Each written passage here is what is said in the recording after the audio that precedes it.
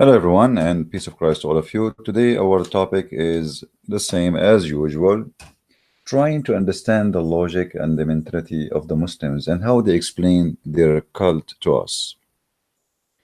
Um, and today, I'm going to read for you an article written by Muslims, and the title of the article is Four Reasons Make Us to Convert to Islam. Now, I have a link for this article in case you want to read it in details by yourself. You see, always we share so people they can get the whole image and we are not misquoting or saying something is not there.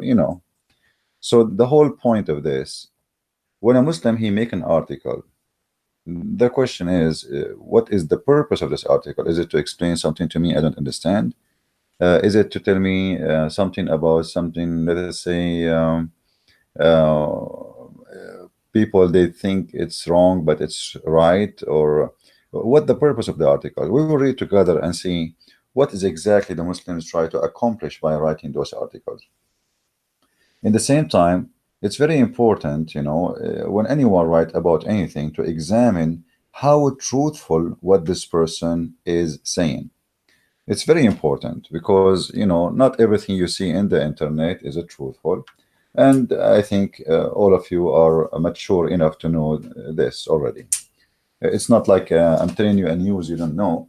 In the internet, everybody can say whatever he wish, and the point is how you can prove it for me. So in front of us here we have an article, as you see, and they have what it looked like a European woman, and maybe she is a convert Muslim, using her image to tempt you and make you believe Islam is good, specifically for women.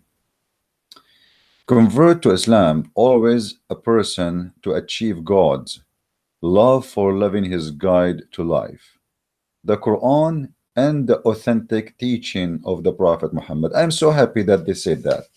So what Islam is the Quran and the authentic teaching of the Prophet Muhammad. But what I find it funny, it says here, converting to Islam allow the person to achieve God love by following his guide to life. I mean, I don't see Muslims achieving anything except bloodshed everywhere. In the last week, if you go right now and search in Google, how many suicide bombing happened in the name of Allah?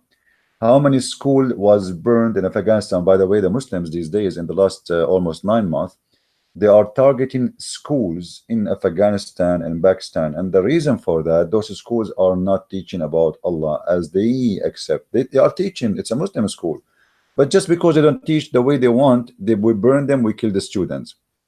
So achieving the God way, and what they inserted the word love by following his guide. That's interesting. Soon we will show you how you can achieve God. Many articles explain how it's easy to convert to Islam. And here I have a question: why it's so easy to convert to Islam? I mean, this is a really stupid statement to say. Why so easy? And as long you just admit it's so easy to convert to Islam, why it's so hard to leave Islam? And hard here, I'm not saying hard because you don't want to leave, but Muhammad, he says, and remember the Muslim, they agreed in the same article that Islam is based in the Quran and the Hadith. In both in the Quran and the Hadith, it's speaking about the one who is apostate should be killed. Muhammad, he said, as an example,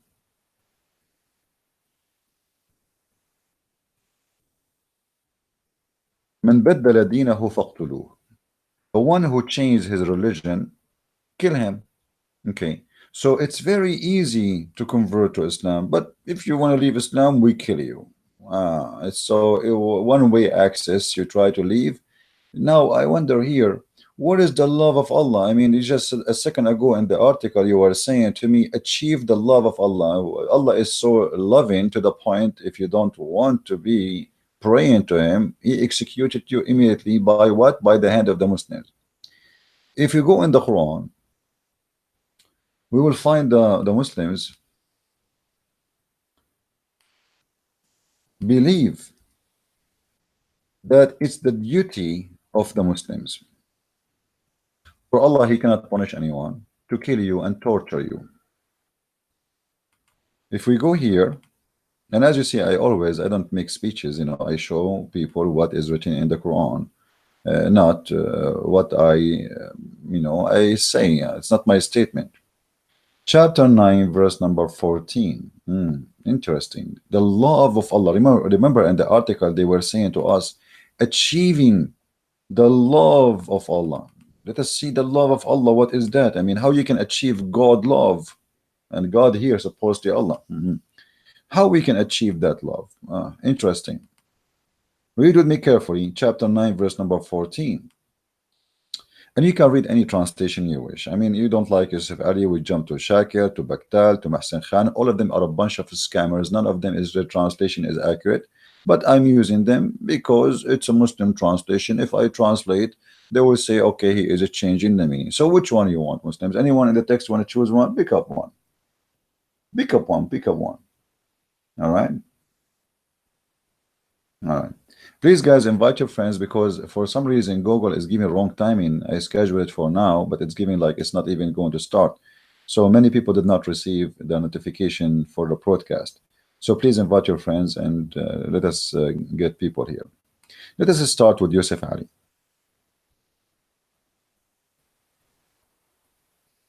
Fight them, and Allah will punish them by your hands. If. Cover them with shame. What? And that, when you fight them and kill them, that will heal the breast of the believers. I mean, do you see how much hate in the breast of the believers? To the point that hate will not be healed unless you cut the head of somebody and shed his blood. And this is supposedly achieving the love of God and the way to live peacefully. Islam means submission, brother. Submission, you submit willingly. So why you want to kill them? You see how they lie to you. Every donkey who says to you, Islam means submission, there's one of two things. Either he's trying to fool you, or he himself, he have no idea what he's talking about. Islam never meant to be submission, and the Quran is full of verses showing that Islam is about to surrender. Muhammad, he sent letters to the three kings saying, Aslim Taslam, surrender or I will kill you. Surrender, you will be safe. So, and we can show tons of verses in the Quran, and here we go in front of you. Fight them, and fight them here is, the word in Arabic is qatilu. Qatilu is not like fight them by boxing or talking. Fight, the qatilu is coming from the word kill. The word kill in Arabic, uqtul, qatala. Qatilu is an order for a group of people. If you have a three and more, you say qatilu. So qatilu those people, and Allah, he will punish them by your hands. No, Allah, why Allah? What kind of God? This God, he cannot punish us by his hand. I mean, why he need a Abdul to commit suicide bombing? Because Allah is a fake God. If Allah is a true God, he can punish any one of us, including me.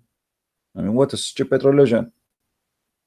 Muhammad, he is trying his best to seduce you, tempt you to go and die for his sake, but he is the last one to be in the front line. If you go and read about all the wars happen, you will see Muhammad the coward is always hiding behind. When they throw rocks at Muhammad and they broke his teeth, the up ones and the down, he lost almost all his teeth. Muhammad starts screaming like a baby, Ilayya, Ilayya, come to me, help me, and he did not fight, he did not attack even the one attacking, because he's a coward. So he hide between either the legs of Aisha or the donkey he ride, and when the risk come, he run away. He put Ali, ask any Muslim, they will tell you, when the Prophet he ran from Mecca, he put his cousin Ali, who was 9 years old, in the bed and covered him so he can escape. Hold on. I mean, how cowardly this behavior is to risk. If this is true, if this is a story, is it true that Muhammad, the Arab, they want to kill him, the tribe of Quraysh, his tribe, they want to kill him, and then I ask a child to sleep in my bed and I cover him by the blanket so they will think it's me. Are you telling me that Muhammad the coward is risking the life of 9 years old child who have no idea what's happening by making him sleep in the bed? So the Arab, they will open the door in the room of Muhammad, and they will put their sword in the dark on him, and they will think this is Muhammad. This is how coward Muhammad, and Muslims are so proud about him. And Allah is coward too. Allah, he cannot punish us, so Allah will punish you by your hands. This is why you see a Muslim, Abdul from ISIS, when he kill, when he do any harm to a human being, what he say? Read with me carefully.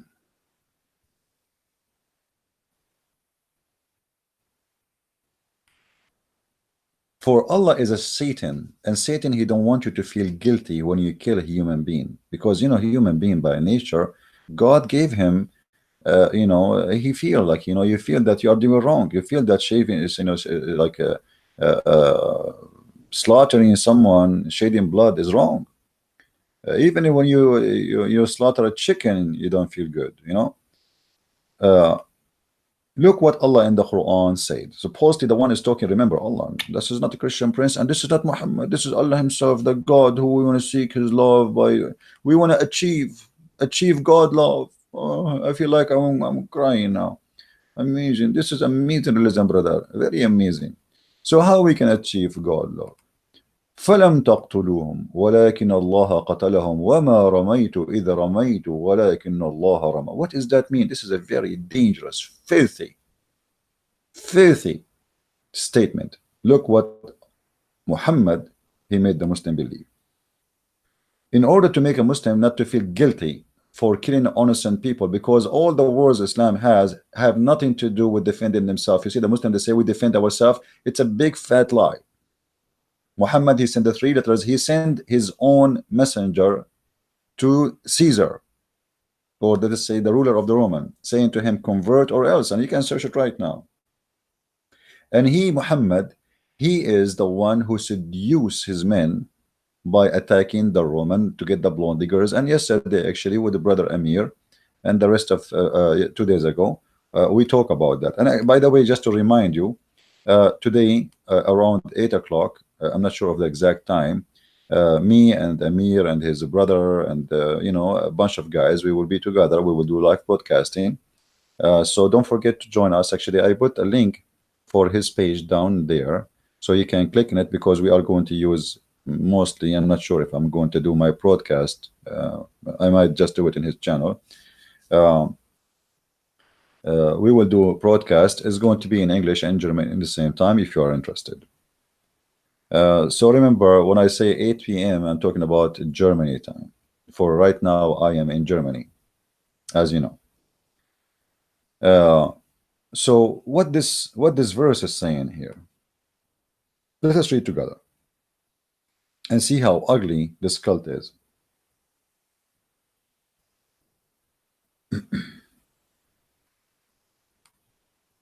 It is not you who slew them. Okay, who then? Who? It was Allah. Ew. Do you see how filthy this religion, satanic? You see, now a Muslim, when he slaughter you, he mentioned this verse. Why is that? It's disclaimer. It's not me who slew you, it's Allah. We showed you the verse before. It says, قَاتِلُوهُمْ يُعَذِّبُهُمُ اللَّهُ بِأَيْدِيكُمْ. Kill them, Allah, he punished them by your hands. Now this verse making it even more perfect. Okay, don't feel guilty for killing you know, those people who did nothing to you. What, you know, you see them in those times, they say to you that always Islam defend itself. I challenge the Muslim to show me what the Christians who live in Mecca or Al-Medina, or they call them Nasara, what they did to Muhammad. Nothing. Actually, the Christians are the first one who gave refuge to Muhammad in Ethiopia. That's the fact. Muhammad, he ran all the way to Ethiopia, to the land of the Christians, and they grant him refuge. What Muhammad did in return? He killed all the Christians in the Arabian Peninsula. If we go, we will see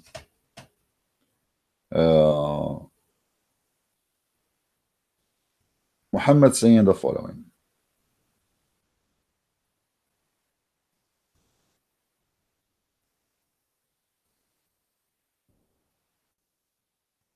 Muhammad, he said, if I am victorious, I swear by Allah, I'm going to expel all the Christians and the Jews from the Arabian Peninsula. Do you see how you achieve the love of Allah? You see, right now I am in Germany and I saw many Muslims walking in the street, and most of them, they are refugee. The love of Allah versus the love of Merkel. Merkel is the chancellor of Germany right now.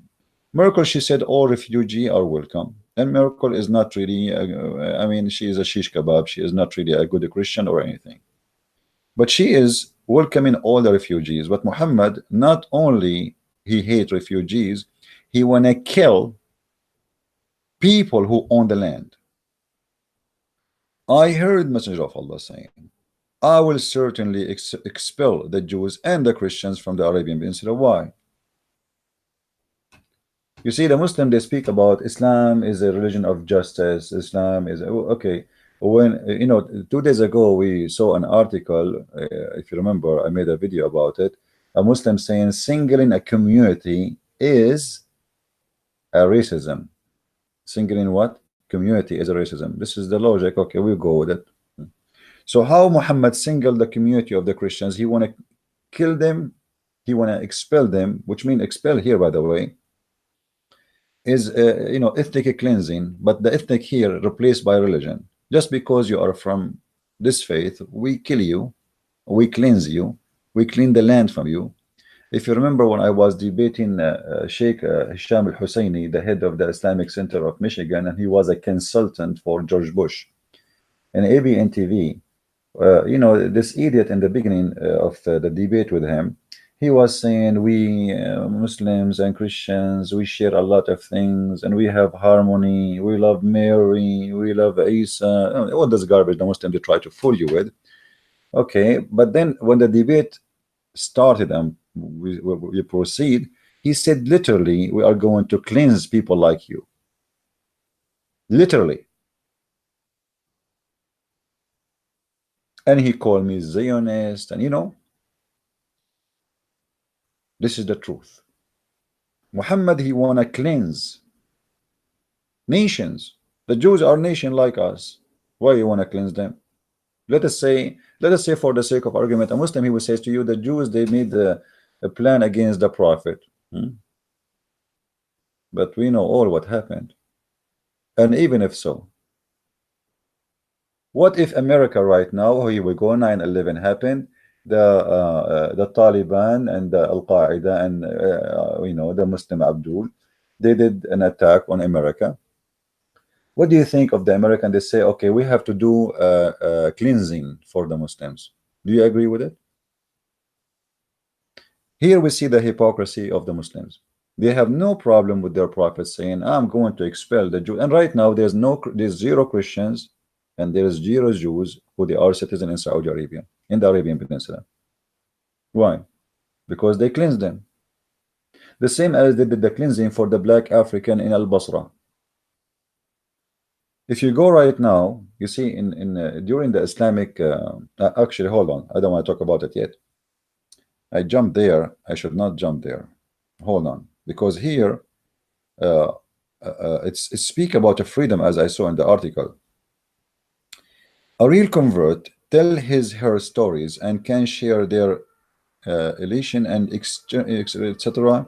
And there is even article that explain exactly how to become a Muslim. Thank you very much for telling me how to become a Muslim. I mean, this is the most stupid thing.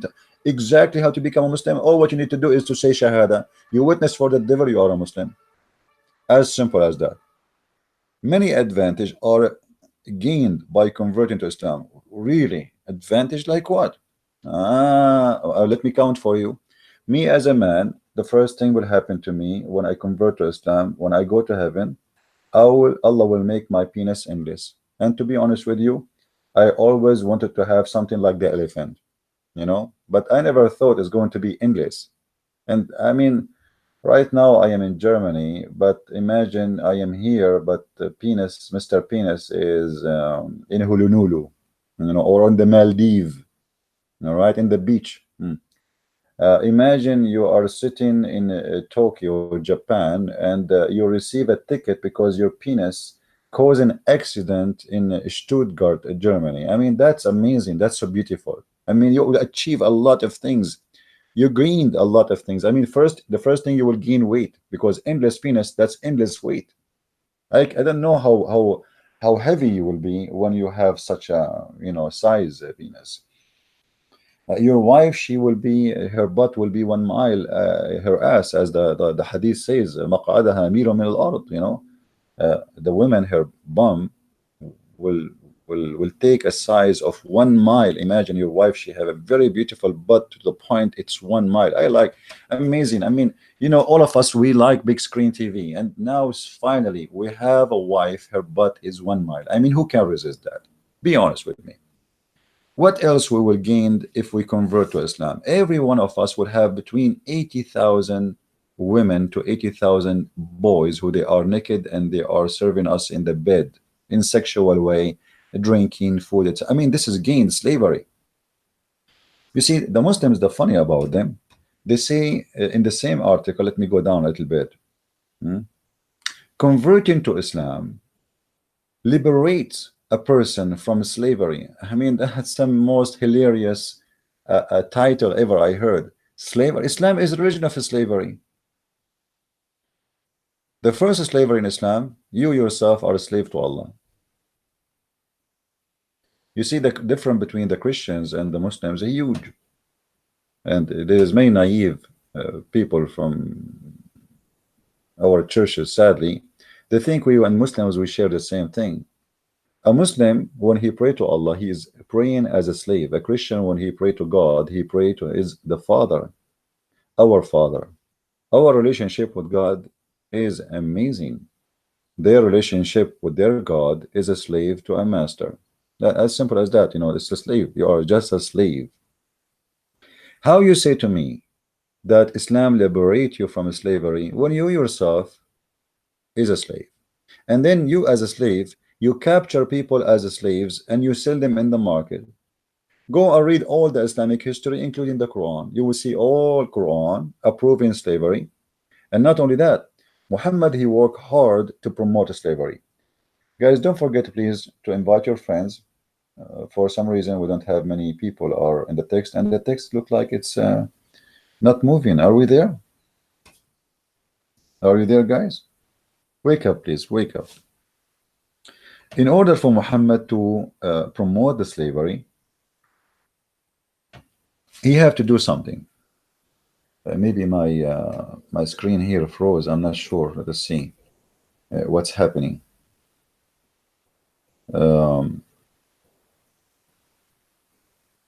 Yeah, maybe. I'm not sure really. Did my broadcast stop? No, it's not. So it doesn't make sense. For some reason, I'm trying to watch the text in my phone, but some reason it's not coming right. Let us see what's happening here. Okay.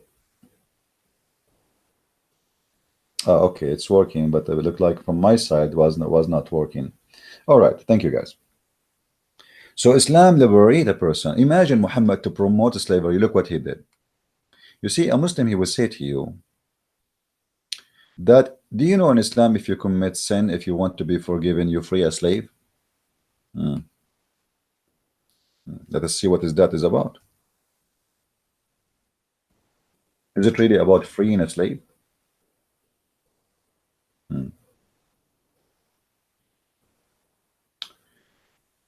Muhammad, in order to force his religion, he come with a very simple rule. The Muslims, they love to own slaves, and Muhammad is the first example. Bilal, the Muslim, they keep talking to us about Bilal is a Muslim, Bilal, blah blah blah. Bilal, Muhammad died, and the poor Bilal, he was a slave. And then Bilal, he went to Abu Bakr and he said, if you bought me for the sake of Allah, release me for the sake of Allah, and if you bought me for the sake of yourself, keep me for your sake of yourself, because the real owner of Bilal is Abu Bakr. And he was being given as a gift to Muhammad. So here we go. Muhammad is dead, and still why Muhammad did not release Bilal? Any Muslim can tell us? The Muslims keep making speeches about Muhammad. Islam is against slavery. Bilal, brother, Bilal was the slave. Bilal, he put the table. Bilal cleaned the dishes. Bilal carried the stuff. He was, excuse my language, I don't mean to insult this poor man, because I feel he's a victim at the end of the day, and he was forced into slavery. But Bilal was the donkey of Muhammad. He carry him, he carry his stuff, he carry his money, he carry wherever Muhammad he wanna go, he take. Bilal is the first one who called for the prayer. Do you know why? Because the white Arab man, he don't want to climb the top of the roof 4 a.m. in the morning. The white men are sleeping, the slaves, this is the job of the slaves. Why Muhammad don't go and call for the prayer? He's the prophet. Isn't he should be the first one to wake up to pray to God? No, it's Bilal. Bilal the slave. Read with me here carefully. Never should a believer kill a believer. And here you will see that when Islam teach about killing, is about not to kill a believer. Why the Quran doesn't say never a believer should kill anyone? No, a believer should not kill a believer. All right. But if it so happened by mistake, all right, if one so killed a believer, it's ordained that he should free a believing slave. Why in the world you own a believing slave? Somebody can explain to me? So only if I kill somebody and now I want to free myself from sin, I free a slave? I mean, isn't it freeing a slave is good anyway? Should I kill somebody? Is that a reason really to free a slave? So Muhammad, because he knew those Arab, they are extremely in love with slavery, and he is like them. He is one of the title of Muhammad was Bai'ul Abid. He buy and sell slaves, because he knew how much they are attached to own slaves. He made it hard for them to the point says, if you kill somebody by mistake, I will force you to free a slave. And the Arabs, so please, no, we need our slaves. So we will free my slave. I will not kill anyone. I will behave. If you commit sin, I will make you free a slave. Oh no, no, no, no, I will not commit sin. I will be if you don't go to the prayer, I will make you oh no, no, no, no. So Muhammad, it was a penalty. This was nothing to do about freeing the slave. This was a penalty for you for doing wrong. It is not a reward for the slave. It was a very satanic way to force Muslims to obey Muhammad. I will take your slaves from you. You see, you can keep your slaves as long as you wish. You do wrong, I will take one of your slaves. You do 10 wrongs, I will take 10 of your slaves. And those Muslims are crazy about their slaves. They want to own as much as they can. So when the Muslim tried to fool you, saying here, so look, see, here you free a slave. The fact this is not about freeing slave, this is about a penalty for the Muslims. If Muhammad he want to free slaves, okay, show me in the Quran where it says free a slave for no reason. I mean, just to free them. Who wanna show me that? Who wanna show me? Actually, if you have my books, you will see how Muhammad, how many slaves he forced them into slavery. There's a story about an owner. He decided to free his slaves in his deathbed, and he freed them. Muhammad, he heard the news that this guy in his bed, when he's dying, he freed his slaves. Muhammad, he captured the slaves and he divided them between the children of that man, which means he put them back into slavery. So when a Muslim he says to us, you feel free, you yourself, you are a slave and you are an owner of a slave, and slavery in Islam is a way actually to when I say to people, if you commit sin, you need to slaughter a chicken, what will happen? More chicken will be slaughtered. If I say to you, if you do this, you have to free a slave, that means you have to buy a slave in order to free a slave, and that will increase and boom the market of slavery. Did Muhammad close the market of slavery? No. People, they are buying and selling, and the Muslims are the one who's buying and selling, not the infidels, not the pagan. The Muslims are the buyers and the Muslims are the seller. So business is good. And because he himself, he buy and sell slaves, and he own a lot of slaves. You know, if you remember the hadith where Muhammad, uh, Abu Bakr, he entered upon Muhammad, and he found a bunch of Ethiopian women, slave women, playing, dancing for Muhammad. Uh,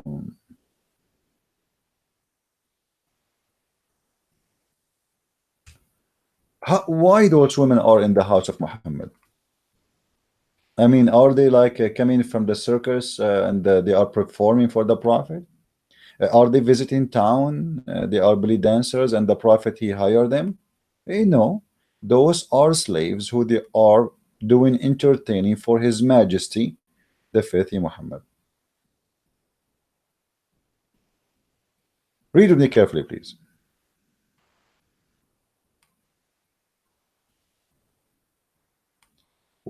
That narrated Aisha that once Abu Bakr came to her in the day of Eid al-Fitr or Eid al-Adha.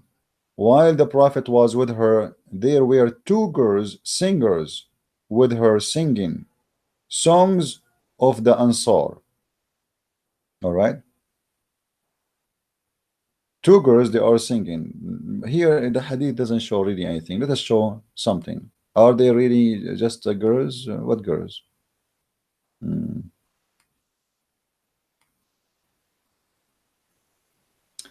Just to show you how Muslims they lie to you. This is why I say always be careful when you read Muslims translation. It says two girls. I mean, what two girls? It does it say really in Arabic two girls? It says qanitani tughniyan. Here it says that they are slaves. Why in Arabic did not translate the word slaves? Why did not say that? وعندي جاريتان تغنيان. Read carefully, just to show you how Muslims they fabricate and they change the meaning from slaves. Two slaves are singing and dancing for the Prophet to two girls. وعندي جاريتان تغنيان بغناء بعاث فالضجع على الفراش, etc. If we read the translation, let's read the translation. Does it say here in this one? Because we changed the hadith. Let's see if it's going to say slaves. Look at this. There were two girls with me singing the song of Al-Bata. What? Where is the two girls? It says two slaves. Let us change different hadith, but the same story, different translation. Let us see. This is different one. Let us see if now the word slave will appear, maybe by mistake, you know. Okay, there were two girls again. I mean, two girls. Those are not two girls. Let us continue here. Here again, jariyatani tughniyan. Let us see a translation.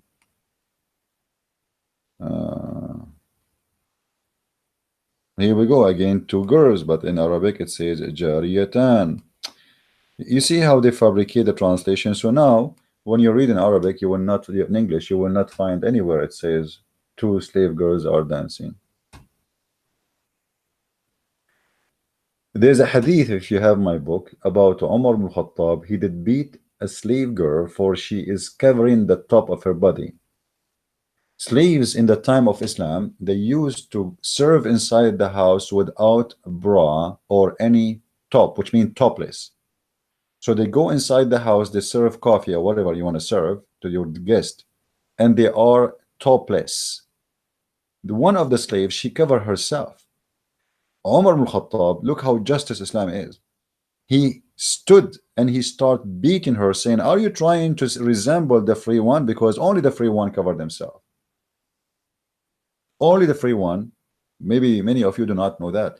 In Islam, only free women, they have the right to cover themselves. If you are a slave, you expose yourself.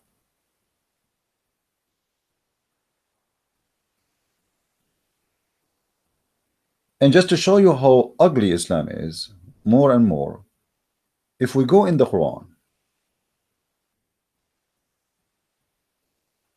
when they speak about freeing yourself, you are right.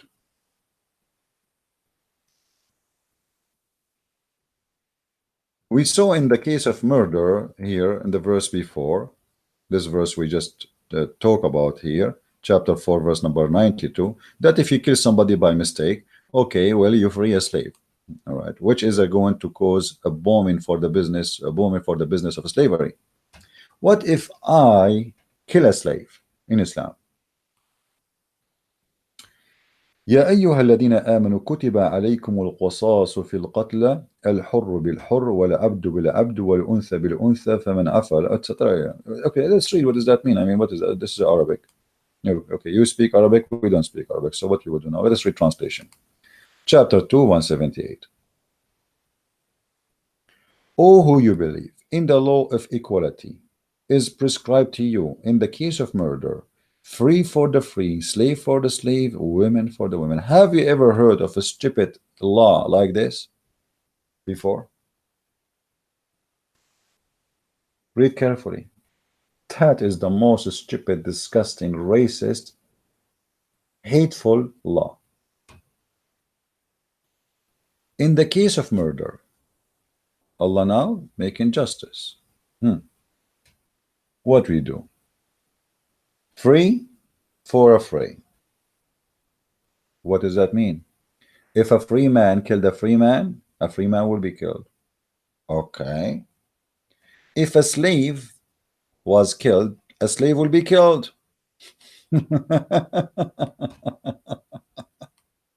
make it simple for you, if you kill my slave, I kill your slave.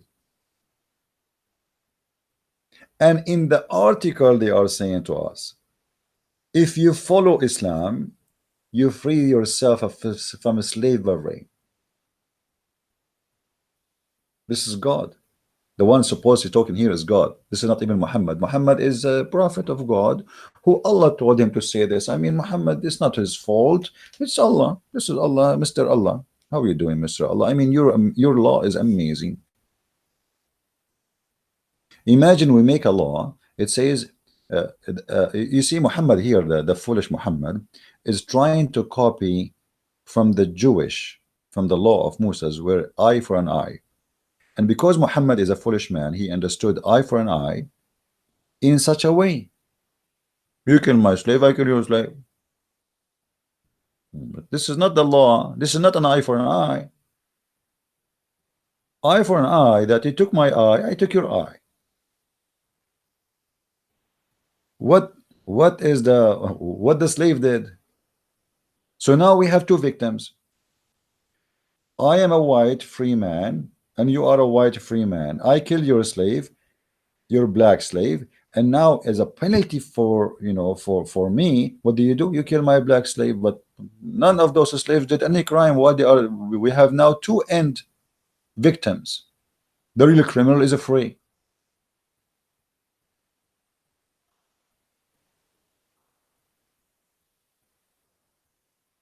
How in the world you can believe in such a stupid garbage religion? And yet they say to us that in the Quran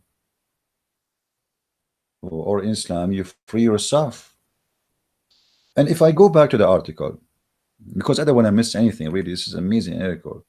Islam, converting to Islam, liberate a person from slavery. I'm going to stop talking about slavery, which is literally slavery, but before I finish this, look how Islam free you from slavery, my friend. All of you remember the hadith where it says that Muslims are the best of mankind because they think they are the best race, and Islam consider Muslims as a race. And Muhammad, he said, my people will be 73 sect. My people, my nation, my ummah in Islam is a nation. If you read this hadith with me, look how Islam free you from slavery, my friend. I mean, Islam is the most beautiful religion. Unbelievable. It's the religion will free you from slavery. Muslims are the best for mankind. Okay, why they are the best of mankind? You are the best of people ever raised for the benefit of mankind. Chapter 3, verse 110. Okay, Abdul, why we are, if I'm a Muslim, why we are the best of mankind? Okay, because, read carefully. The best for mankind are those who bring them with the chains around their necks. So if the Muslims today they have the power over you, their duty to be the best of mankind. And how they can be the best of mankind? They will bring you all Chinese, Indonesian, Malaysian, Thailand, American, German, Dutch, whatever. All of you with the chains around your neck, and the purpose, they want to save you, brother. They want to save you from hellfire. Have you ever heard of filthy cult more dangerous than this? And yet in the article you are saying to us, Islam free you from slavery. You, your God, could not find a better way to make people accept him except making Muslims go on war and capture the Yazidi girls and the Christian girls and rape them even in the road and in the street. Yesterday, I was waiting for the bus here in Germany, and I saw in the news in the phone about a woman, a Yazidi woman.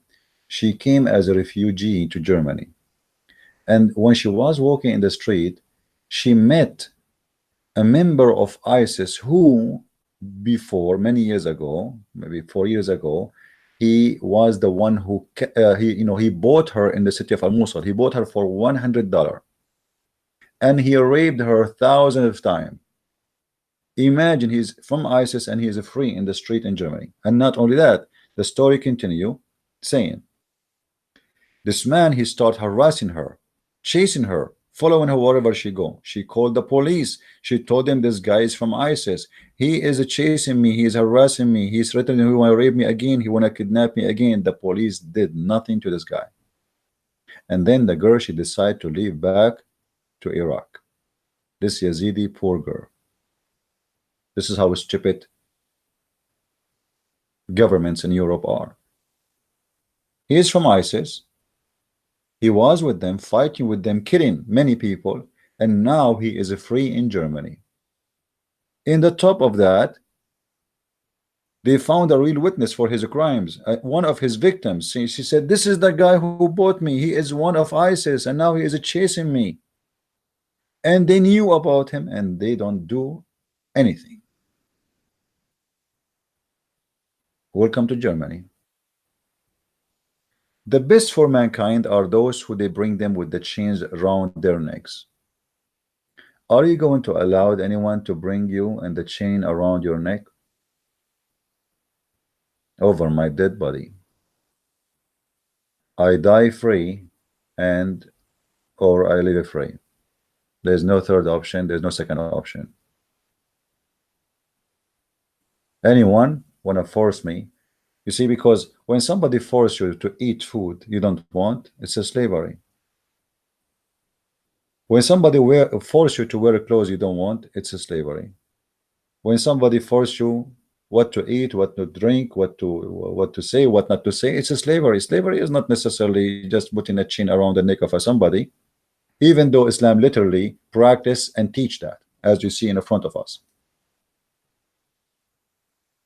So how you lie to us and you say that Islam free you from slavery when all of Islam is about slavery? A woman, she is married in Islam to a man. The man, he have a right to beat her.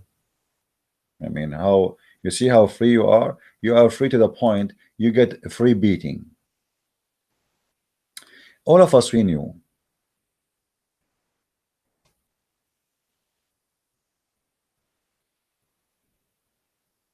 that Muslims, they made tons of articles about beating women in Islam, and they say to you, this is about light beating, my friend. What's wrong with you?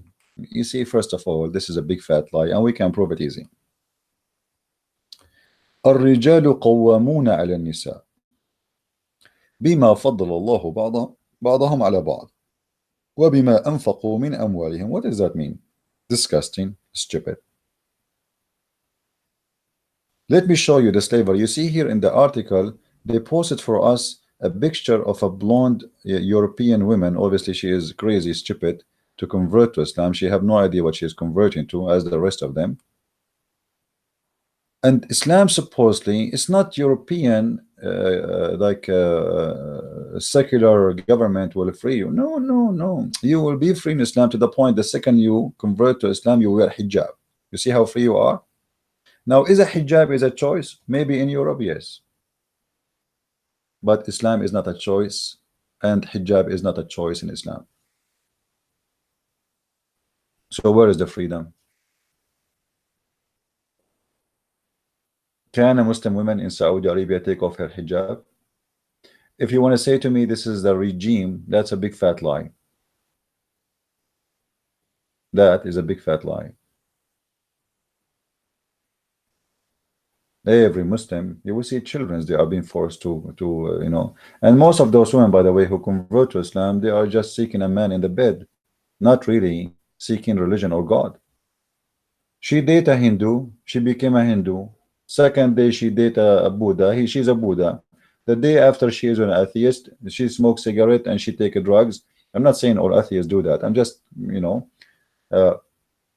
they don't care really what is your religion. Or what they care, how to have a man in the bed, whoever he is. If he is an Egyptian, suddenly she speak Egyptian. If he is Iraqi, she is Iraqi. If he is Indian, she is Indian. If he is, they don't care. They don't have, those people, they don't really care for anything. They care only for having what they want. And they change their religion the same way they change their men. Today my husband is a Muslim, tomorrow he's a Christian. Okay, today I am a Muslim, tomorrow I'm a Christian. I remember, and I don't know if she is going to listen and hear me, there was a lady from the UK.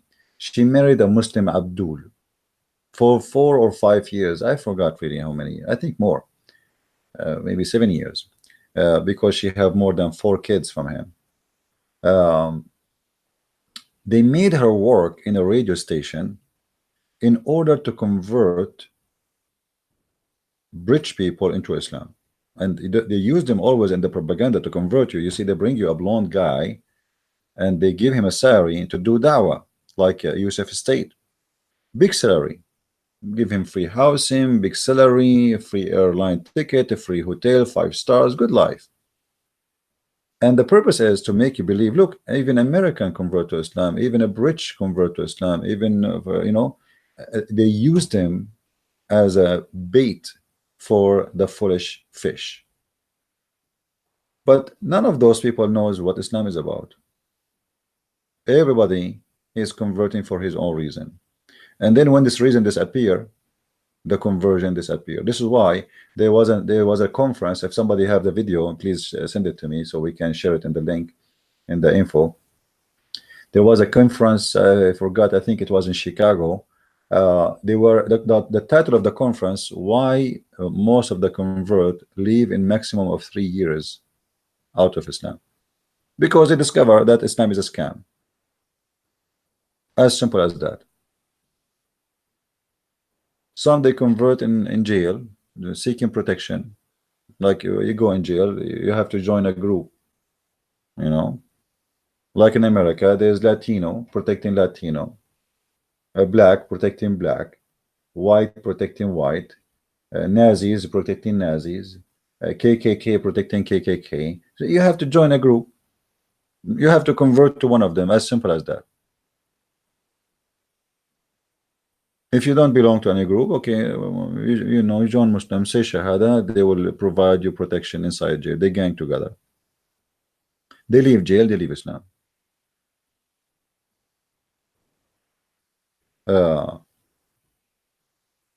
Islam liberate a person from slavery.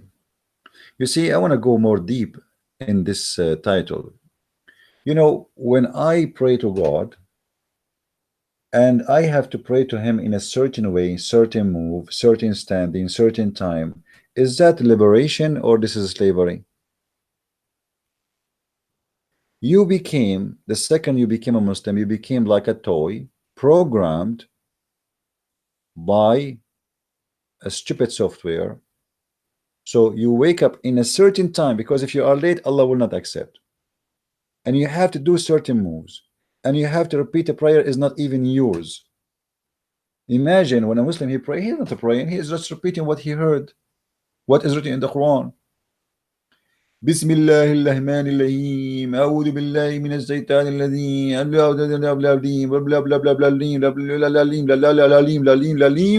Amin. That's it. None of those your words are your words. Where's your prayer? Where's your Islam is not a religion of spirit or spiritual religion. Islam is a religion of ritual. You practice ritual. Praying is a ritual. It is something you have to do as a duty. It's a must. It's not a choice. Really, prayer is something come from the heart, not something come because I have to, and I have to do it in a certain time, and I have to stand in certain way, and I have to say certain things. And women, when they pray, they have to do it different from the Muslim men because they are women. They have to wear certain clothes. Blah blah blah blah blah blah. So where is the prayer? Where is the contact between you and God? It's not exist. So the first thing will happen to you when you are a Muslim, you became a slave of customs, custom uniform, custom hand moving, custom word saying, custom feet together, custom even your ears, even your it's a custom. You are a slave. You have to do it exactly as somebody else exists 1400 years ago, and no one knows where he got those movements. Any Muslim can tell me how Muhammad learned how to pray like this? Is that in the Quran? Did Jibril stand in front of him and he taught him how to do this movement? What is that? Or Muhammad was merging some from the Sabian and some from here and some from there, some from the Jews? Why I need to pray to God? You know, when Jesus said, when you pray, go to your closet, which means to your private room, and pray. Don't be the same as the hypocrite who pray in the corners. Islam is a religion who pray in the corner. For all the point is to be hypocrite. And as long we are talking about being hypocrite, you know, Muhammad himself, he considered the Muslims hypocrites. Look what he said.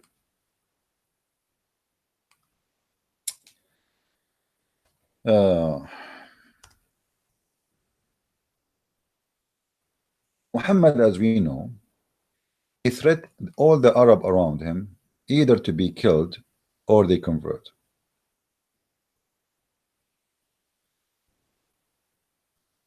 And then the Arab, when they noticed that Muhammad is winning the fight, in order to protect themselves from, you know, from being killed and or being enslaved and their women taken as a sex slave, they decide, to convert to Islam. So look what happened in chapter 48, verse number 16.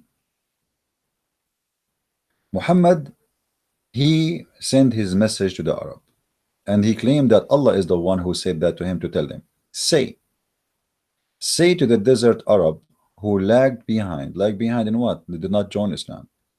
Ye shall be summoned to fight against people given like mighty power. Then shall ye fight, or they shall submit. But the fact doesn't say submit, by the way, surrender. Okay. What is verse saying? The Muslim, they say to you, Islam, where, can you show me one verse in the Quran saying Islam is split by sword? It's in front of you. It's a threat from Muhammad, speaking as if it is Allah speaking, fabricating a verse saying this is God told me. Either you convert or you die. As simple as that. Let's change the translation. You know, maybe the Muslim don't like this translation. Shakir is a better scammer. What Shakir he will say? Say to those who deliverers of the desert who were left behind, you shall soon be invited to fight against the people. Okay, you will fight against them until they submit. Okay. Then if you obey, Allah will grant you a good reward. And if you turn your back, we will punish you, we will kill you. Here in the translation, It says the word submit. Is it really submit? Let us change the translator. Eh, we try them one by one. So we try Ali, so Yusuf Ali Shakir, and now Bigtal. I'm just trying my best, to show you how the Muslim lie when they translate. Say into the people of the wandering Arabs who were left behind, you will be called against the folk of my people, etc., to fight them until they surrender. Do you see it? This is the truth. I told you that Muhammad sent 3 letters, and the letter says Aslim Taslam. Aslim Taslam. You don't believe me? I can show you the hadith right now. Aslim Taslam mean convert, surrender, or you will be killed. Surrender, you will be safe.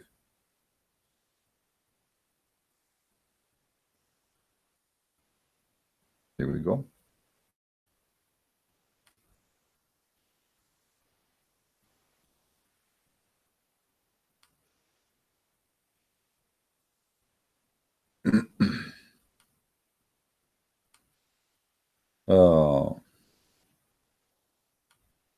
We have tons of hadith here,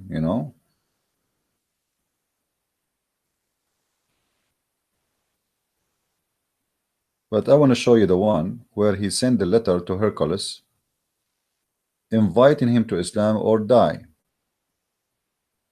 Read with me carefully. I call you to Islam. If you become a Muslim, you will be safe. Do you see it?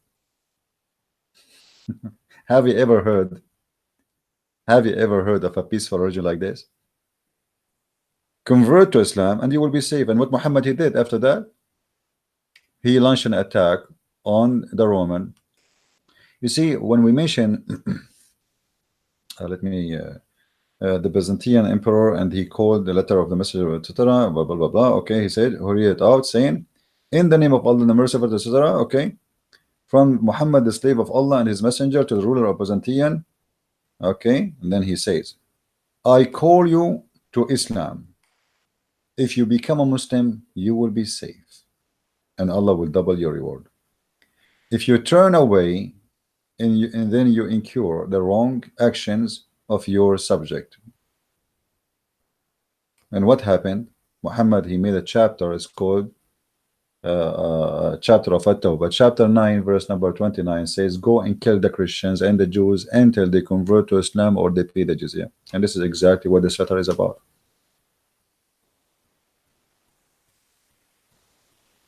That's exactly what this letter is about. Aslim Taslam. Convert to Islam, we will not kill you. And here in the Quran is no different. Say to the Arab, surrender or you will fight. And the funny they say to you is Muhammad never attack anyone. Oh, those people, they are not fighting him. He is saying to them, surrender or either you surrender to Muhammad. It's not submit. Islam does not mean submit, as many fools keep repeating. Islam means surrender. So until they surrender. So what is the required here from those Arab? To surrender to Muhammad. He is God and Allah is his messenger. You see, the Muslim, they say to us, Muhammad is the prophet and Allah is the messenger. The fact is the opposite. Muhammad, each time he want to say something, he claims something, he claimed that Allah told him, but the fact Allah is the messenger, because Muhammad is using Allah, and the true God who is making the Quran is Muhammad. But look what happened here. Muhammad, he threatened them, if they don't surrender and if they obey, I will reward you, which means we will give you female slaves when we attack the neighbors, the Christians, the Jews, the Roman, etc. But if you don't, we will punish you. Then those Arab, to save themselves from being killed and slaughtered and being enslaved, their women raped, they converted to Islam. But look what happened. In the chapter after that, we are reading from chapter 48, verse number 16. If we go just one chapter, this is the same Arab after they converted to Islam. Chapter 49, verse number 14. 49, remember, 49, 14, and 48, 16. So 48, 16, we read about it. Muhammad threatened, making a threat to the Arab. And 49, 14, Muhammad speaking to the Arab who he forced them to convert to Islam. And look what happened. And remember, this is Muslim translation, so Muslim don't tell me he's lying and Christian Prince is a liar. The Arab desert. Oh, okay. Now the Arab desert is the same Arab desert we were speaking about them a minute ago. Or Muhammad said to them, surrender or you die. Surrender and obey, or we will punish you by death. They say, we believe. Hold on. What the Arab now they say? We believe. So what happened now? They became Muslims. They become Muslims. You become a Muslim, you are not done yet. Muhammad is after you. Say, Allah saying to Muhammad, say, ye have no faith, but ye only say we have surrendered to the will of Allah. Remember, this is not, this is the word here translated as submitted. It's Islam. We became Muslims. Our wills to Allah. Okay, hold on.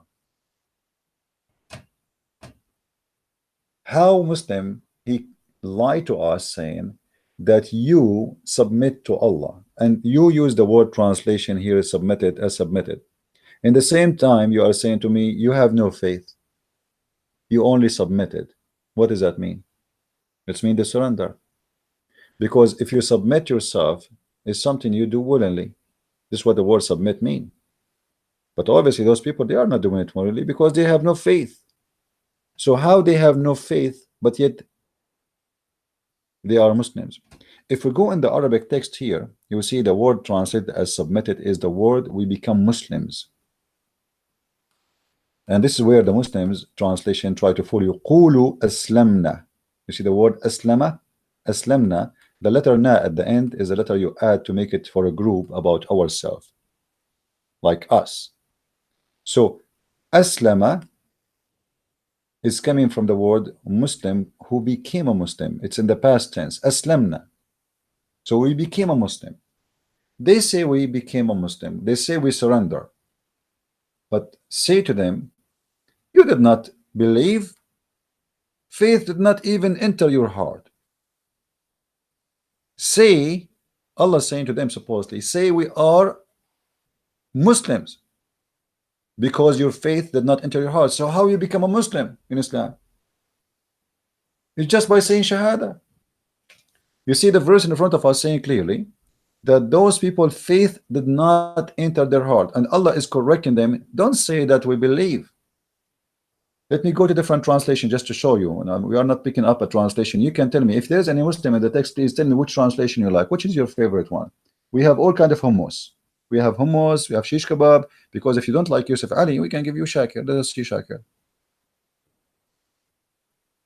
What Shakir want to say to us? Let us see. Shakir is very cute. The dwellers of the desert say, we believe. So what the Arab they say? Huh? The Arab they say, we believe. Okay. Allah said to them as a response, supposedly, say, you do not believe. Okay, so now it's confirmed by Allah that those Arab don't believe. Okay, how in the world people don't believe become Muslims? Anyone can explain to me? The explanation is very easy. It is in the chapter we just showed you before, at chapter 49, where Muhammad he said to them, convert or I will kill you, convert or die. So the Arab, they protect themselves.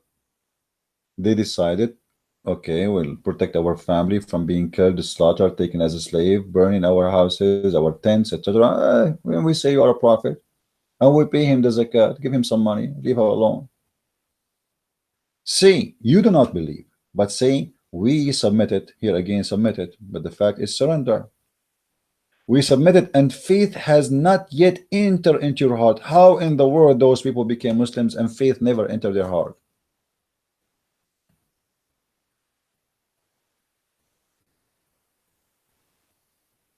Any Abdul can explain to us? So everything they say to us about, you convert to Islam, you became a free, liberated. What liberated? Those people, they are forced into Islam. How I am liberated, and your prophet says the one who leave the religion, kill him. I'm liberated from what exactly?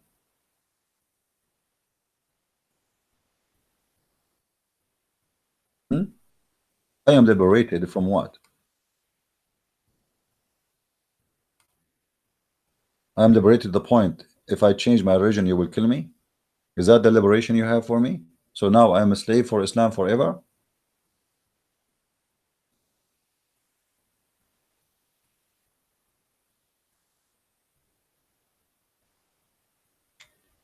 You are liberated, my friend.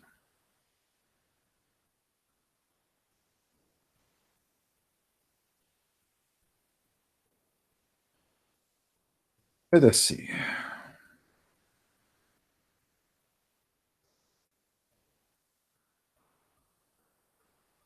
Let's show you some more stuff.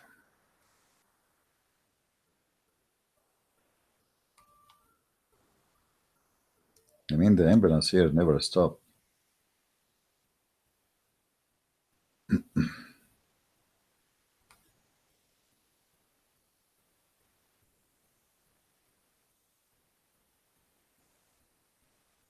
You know, I'm just trying to show you some verses. Oh.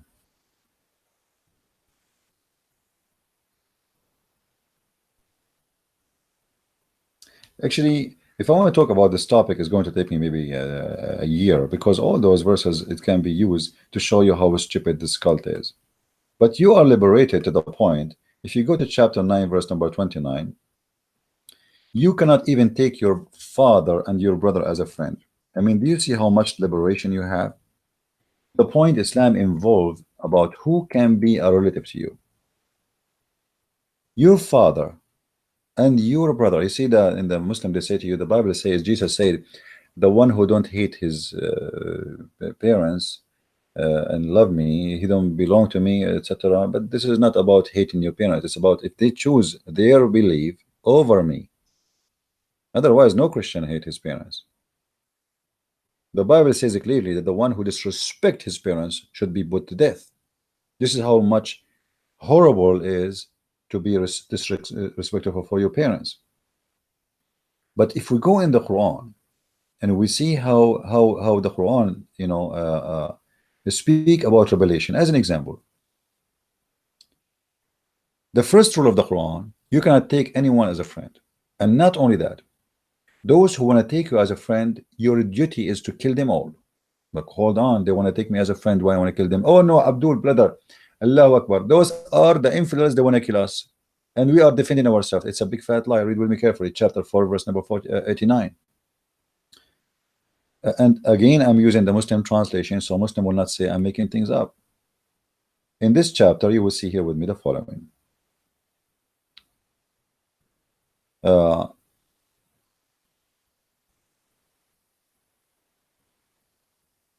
They but wish that you should reject the faith as they do, and thus be some footing as they, but take not threads from their ranks until they flee in the way of Allah. So now Muhammad is saying, don't take them as a friend until they become Muslims. Okay. You see, what is the problem if I am a Christian and I became a friend to a Muslim? I mean, does it hurt Christianity? Isn't it me as a Christian, I should be a messenger for everybody, good to everybody? Why we cannot be friends? If I cannot take you as a friend, it's mean we have to be enemies. Why you forbid me from being a friend to them? Somebody, obviously, those people, he's not a bad person. He want to be a friend. You see here, they lie to us. They say, "Oh, we are, you know, we cannot take you as a friend because you are fighting us." Who's fighting you? They are. They want to. How somebody want to take you as a friend? He want to fight you? Is there? It's they are saying in your book, don't take them as a friend. And there is no way this is speaking about someone he's an enemy or he's in a war with you, because it's not even logical to think about taking someone as a friend he's in a war with you. But the logic of Islam is the following: anyone who don't believe in the filthy cult of Islam is an enemy to Allah, and therefore have to be killed. This is why if we go to chapter 9 verse number 29, it says clearly that you have a duty as a Muslim to kill everybody. And this is why he forced those Arab to convert to Islam, and now they say, okay, we surrender, to Islam, but yet they are not Muslims. And how they surrender to Islam? Because he forced them. Have you ever heard of somebody join a religion but he don't believe in it? You know, he is not born in it. You see, there's many Christians that are Christians by name. They don't, you know, really believe in Christianity. They are born from a Christian family, but for me, they aren't Christian. For me, if you are born from a Christian family, it doesn't make you Christian. That's garbage. We don't believe in that. A Christian person is a person who believes in Jesus, regardless who is his parents. His parents are Muslims, Hindu, Buddhas, it doesn't matter. You have to be reborn again with the Messiah, which means you accept the Messiah willingly and by choice, and nobody with a sword in your neck, and nobody force you, and not by birth you inherit religion. That is stupid, and this is not right. Here we'll find that those Arab, they've been forced into slavery of Islam. It is not a choice. Faith never entered their heart, but yet they say we believe. We are, we believe. Okay, how you believe? How in the world you believe? How you enter that belief if you don't have belief in your heart? If faith never enter your heart, that's mean they are being hypocrites. What forced them to be hypocrites? They want to stay alive. They have a criminal come in with his gangs. They slaughter everybody who don't agree with Muhammad. Believe or die. So we say we believe. So this is what they say. Okay, we believe. We say Shahada, Bismillah, I bear witness that there is no frog but Allah, and there is no prophet but the potato. And now you said Shahada, you become a Muslim. But yet you are not a believer. That's weird. Yeah, because they've been forced to.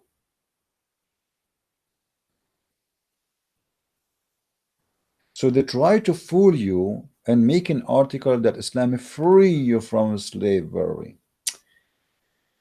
Okay, hold on.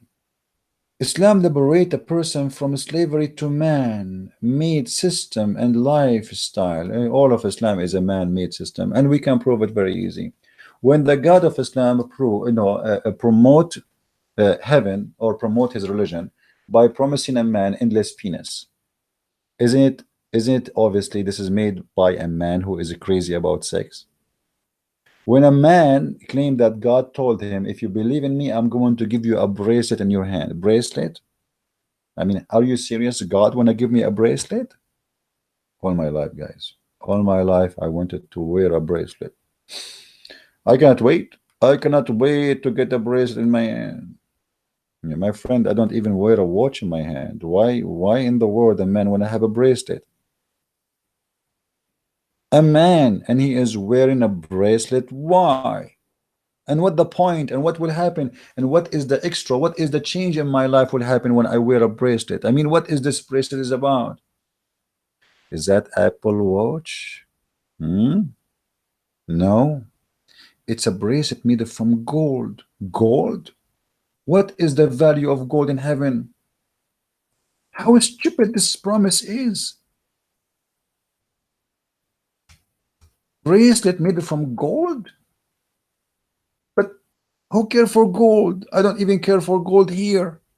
Why I want to care for gold in heaven? Read carefully with me. Chapter 18, verse number 31. So beautiful. Sometime when I read those verses, I feel I want to cry. By the way, I cry for two reasons always. When I cut onion and when I read the Quran. Yeah. Brother, this verse will touch your heart, and many of you will convert to Islam immediately. If we ask Zakir Naik, guys, sorry, I'm not reading the text. The chat is in my phone, and it's really my phone is so small. I don't know what happened to it. It used to be bigger. No, I think this is technology. So look, for them will be gardens. Okay, the first thing, okay, we will give you a garden of eternity. Beneath them, rivers will flow. Okay. They will be adorned therein with the bracelet of gold. Wow. God Almighty, even him, he understand the value of gold. I'm wondering how much gold Allah he bought, as investment. I mean, every Abdul want to give him a bracelet of gold. And how many of you, be honest, how many of you, Abdul, are so excited to get the bracelet of Allah?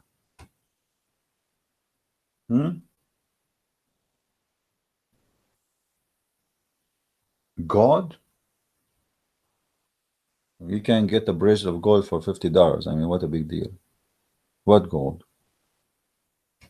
What this is God promising me. And look, Allah, he go in details, man. He go in details. He now describe for you where you will sit, where you will live, what the bracelet you will wear, it's made from what, and then he continues says, and they will wear a garment, green garment made of istabrak. Istabrak, you see here they translate for you fine silk. That in fact it doesn't say that.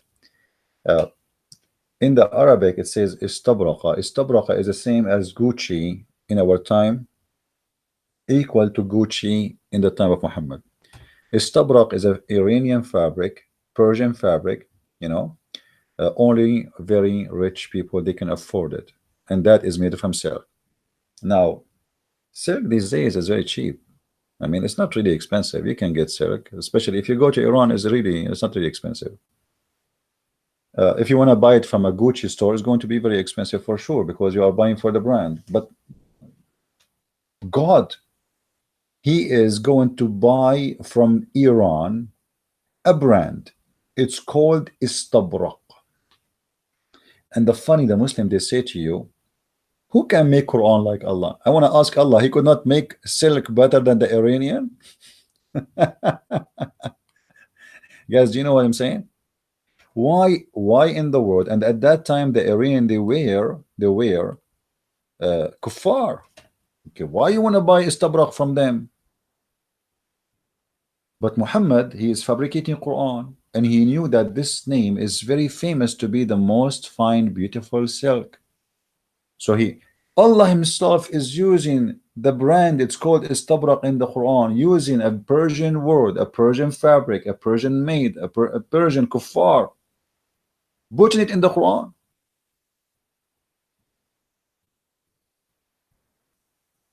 How that can happen? But the devil always tries to seduce you with all kind of temptation.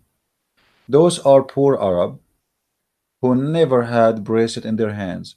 The hadith speak about Muhammad once he got a golden ring. He spent the whole day looking at it and people start making fun of him, so he forbade Muslims from wearing golden rings.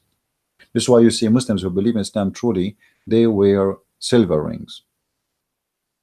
Muhammad, he went crazy when he got the golden ring.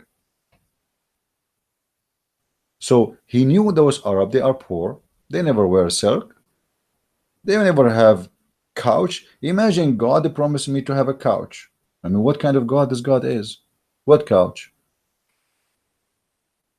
Brother, if you convert to my religion, I will give you green garment. Imagine all of us in the heaven of Allah, we are wearing green. I mean, this is the most boring color. I have nothing against the green, but not to wear it. Honest to God, I don't like to wear a green. I never wear a green clothes in my life. I don't want to wear one too. I might look like a frog. I like to see green grass. I like to see green trees, but green as a clothes is not my favorite. We will be wearing for eternity green. Why? Are we in the surgery room? And why it have to be green? The answer is very simple. Let us see in the chat who is going to give us the answer. Why Allah, guys, promising the Abdul to have a green clothes? Let us see who is of you is going to give me the correct answer.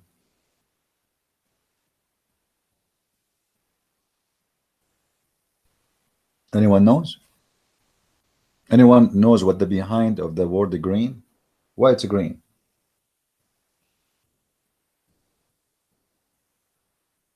Nobody knows? What happened to the chat? Okay, hold on, guys.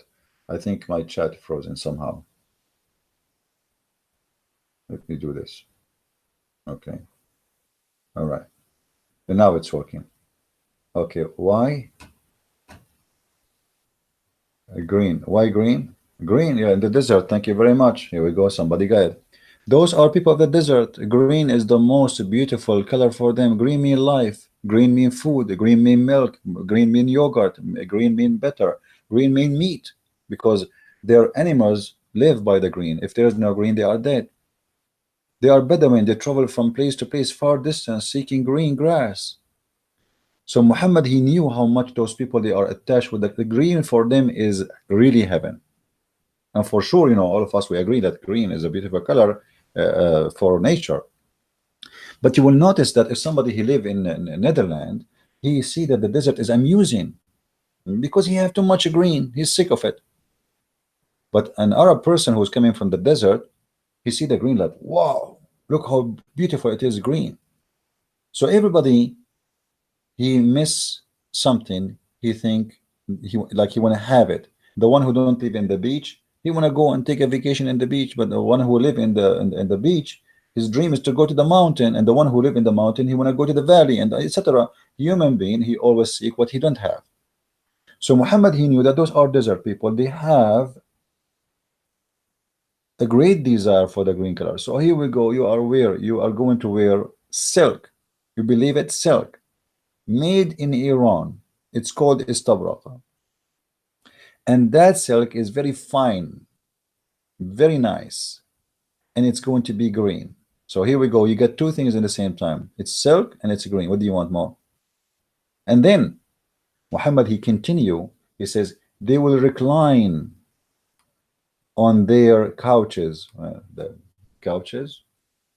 God, he is promising me I will be laying down in my couch. What does that mean? And this is the most silly. Why God is speaking about that? Because Muhammad, he knew that those poor Arab, they never have couches. So we should use them. It's like, just to make it simple, if I try to transform the furniture, because all of this is furnitures, it's accessories and furniture for a human being. If I try to transform those furniture today, update, Muhammad, if he's existing in the world today, he will say, I will give you iPhone X and 75 screen TV, and I will give you a big refrigerator. I mean, this is how it is. This is how silly it is. What Muhammad is describing in front of us is accessories of housing, clothing. It is very obvious he is trying to tempt us by his reward, and his reward is very silly. What kind of God here will reward me with such a reward? I cannot find any reason. I cannot find any explanation except that this is made by a man trying to seduce the man. And because the man trying to seduce the man, then he promised them a lot of sexual promises. When you say to me, Islam free you from slavery, isn't it to be a sex slave for eternity a slavery? You see, there's two kind of sex slaves. There's the one you rape, and there's the one who rape. Both of them are sex slave. Why? Because in Islam, when you are a Muslim, you are promised supposedly by Allah to have, depend in your ranks in Islam, because the heaven of Islam have 100 floor. 100 floor. Every floor have different ranks and different reward. Every floor have a reward. So, like if you go in the hadith, let's see the hadith. Hold on.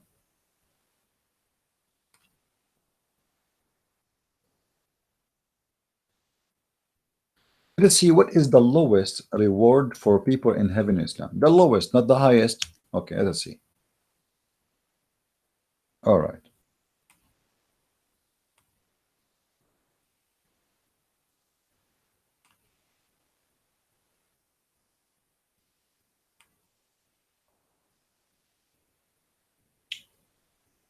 I'm trying to find you some hadith.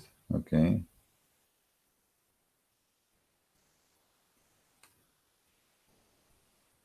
Let me show you this one first. Look how Muhammad is trying to tempt people to join his religion. Listen to this conversation and see how stupid it is. The Messenger of Allah said, Moses asked his Rabb. Muhammad here, he is using Moses to tell you, I'm not the one is saying that, it's Moses. Who amongst the inhabitants of Jannah will be the lowest in rank? And here we need to ask ourselves, why there is ranks in heaven? I mean, what ranks? I thought you are telling me that we will be free from slavery, but yet in heaven we have ranks. So we have a drill sergeant, we have a sergeant, we have a major, we have a colonel, and we have a soldier. So this is slavery again. He said, it will be a person who will be admitted to Jannah last of all. The last one will enter Jannah. When all the dwellers of the Jannah have entered Jannah. Okay, so the one who is the lowest in rank is the last one. Before almost closing the door, he enter. It will be said to him, this is the lowest, read carefully, enter Jannah. But he will say, oh my Rabb. I mean, the Muslim translation is very funny. Rabb here is mean, this is, by the way, this is coming from the Aramaic word and it's used in the Hebrew. This is why you say Rabbi. Rabbi is can be used as a master or Lord or even God, Lord as God. Oh my Rabb, how I should enter while the people have settled in their apartments and taken their shares. Imagine how nice this is story. The gate of the heaven almost closed, and there's a guy standing at the end, and he is like, should I enter, not to enter?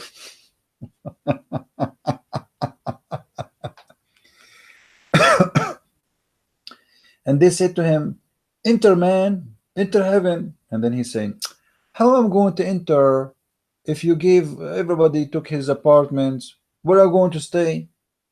Huh? Everybody took his shares, his apartment, his places, his houses, his grocery. Where I'm going to go? So they will say to him, it will be said to him, which means Allah will say to him, you will be satisfied and pleased if you have a kingdom like that of the march of the world. He will say, I will be happy. My Rabb, Allah will say, even imagine Allah himself is talking here, for you that. So here the first promise, he will give you richness of a king in the earth. Allah said to him, are you satisfied now? It's like a bazaar. He will say, yeah, okay, I think I will be satisfied. Then he says to him, and like that, and like that, and like that, which means like 4 times, and like that, okay? He will say that 5th time, so you will be more rich than any king in the earth 5 times. And here I need to ask a question. I mean, what rich mean? I mean, this is the most stupid, disgusting religion ever. What, I will be rich more than 5 kings? And what I would do with the money there? I mean, who is the stupid here? I will be rich more than 5. What I will do? I will buy a Ferrari there.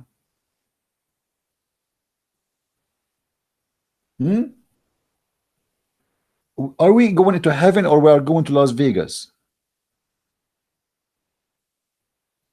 What I will do with richness of 5 kings? That's stupid. That's madness. But he knew that human, they love money.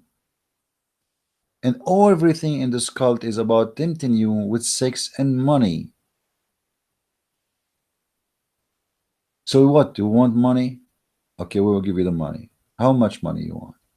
Do you like to be a rich like a king? Sure, sure, like a king. Are you kidding? Yeah, sure.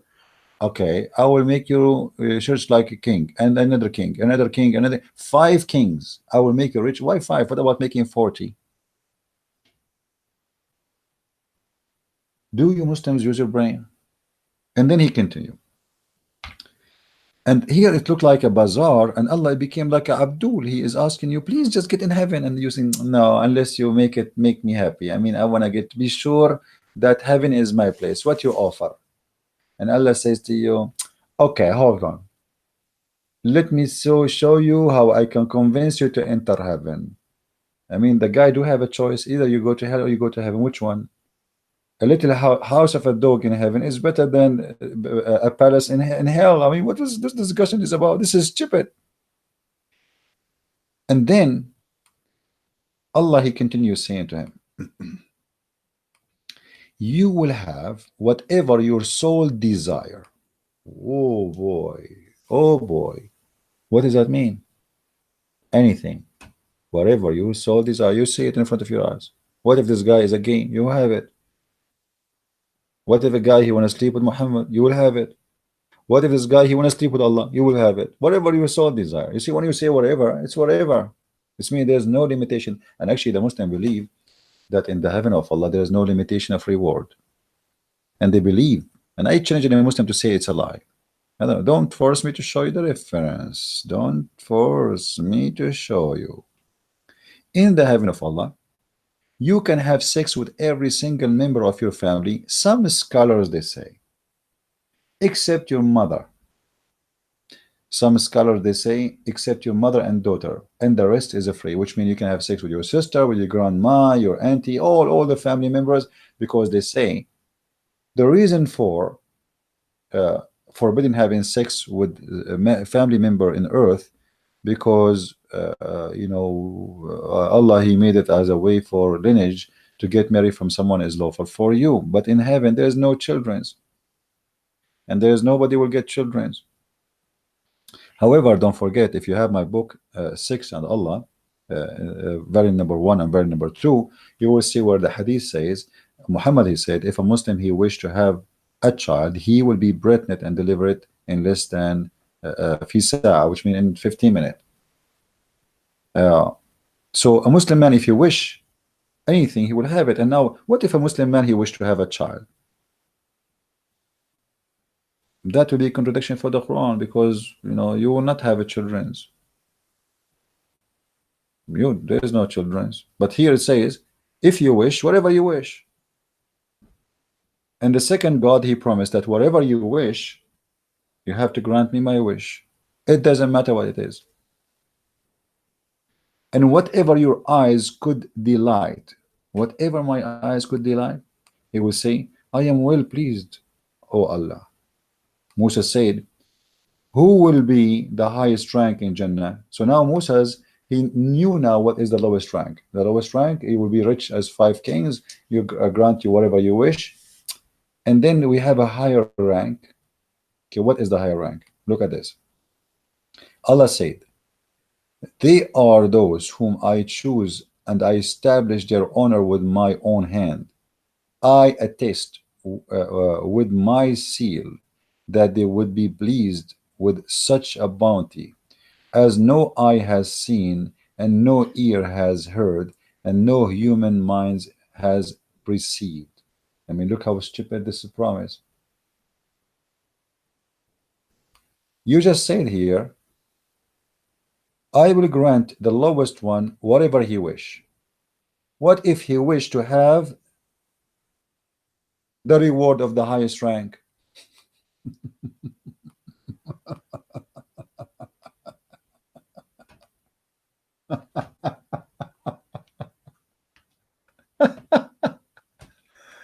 I don't know what to know. I mean, I wish I am stupid. Literally, I wish I am stupid, because sometimes stupid, it's fun. I mean, you see things, it didn't make me upset, and you are happy all the time. I mean, what if those guys, you just say to them, I grant you whatever you wish, and now you are saying there's a higher reward. If this guy, he wish to have this reward, are you going to grant him or not? You just say to him whatever your soul wish. I mean, it's good to be a donkey. It's good to be a donkey, and it's better if you are a mule. In the best scenario, be Abdul. I don't know. I mean, this is so beautiful. And me, myself, I feel like I want to convert. I mean, I don't know how I can resist the temptation to convert to Islam right now. So, reading this article really make you feel like this article is made up for a bunch of idiots who have no brain. Literally. Converting to Islam allow a person truly to experience God love. Yeah, let us experience God love. Let us experience God love. I want to experience God love. I cannot really resist the love of Allah. Look here, look here. All the verses in front of us is speaking about not to take friends people and not to love them. يا أيها الذين آمنوا لا تتخذوا الكافرين أولياء من دون المؤمنين. You can go and read those verses. I don't want to read them one by one. Chapter 4, verse 144, etc. All those verses is about love. يا أيها الذين آمنوا لا تتخذوا اليهود والنصارى أولياء بعضهم أولياء بعض. Okay, look how much love. This is a religion of love, man. Allah is forbidding the Muslims from taking Christians as friends, as protectors. So where is the love?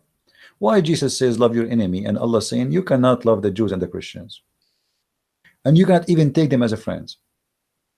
Why? How you Muslims say that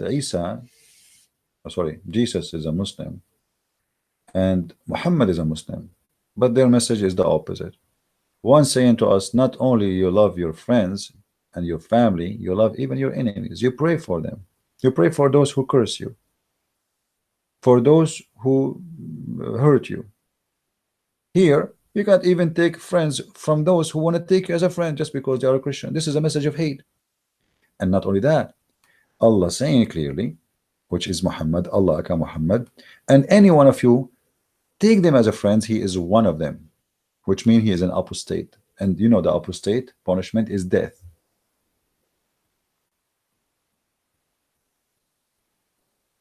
That's crazy. I forgot, sorry. Here, when we were trying to read about the reward of the heaven, we did not go to the to other hadith. I don't know. I think I'm getting old. I'm already 17. All right. Let's see this one. There's many hadith here.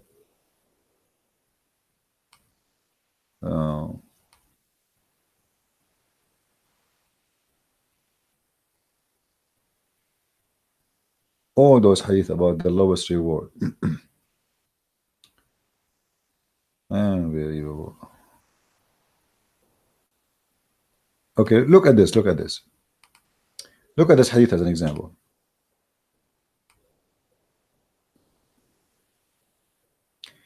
The Messenger of Allah said, indeed, the least of the people in paradise in rank is the one who shall look at his garden, his wives, his bounties, his servants, his beds, and in the distance of 1,000 years.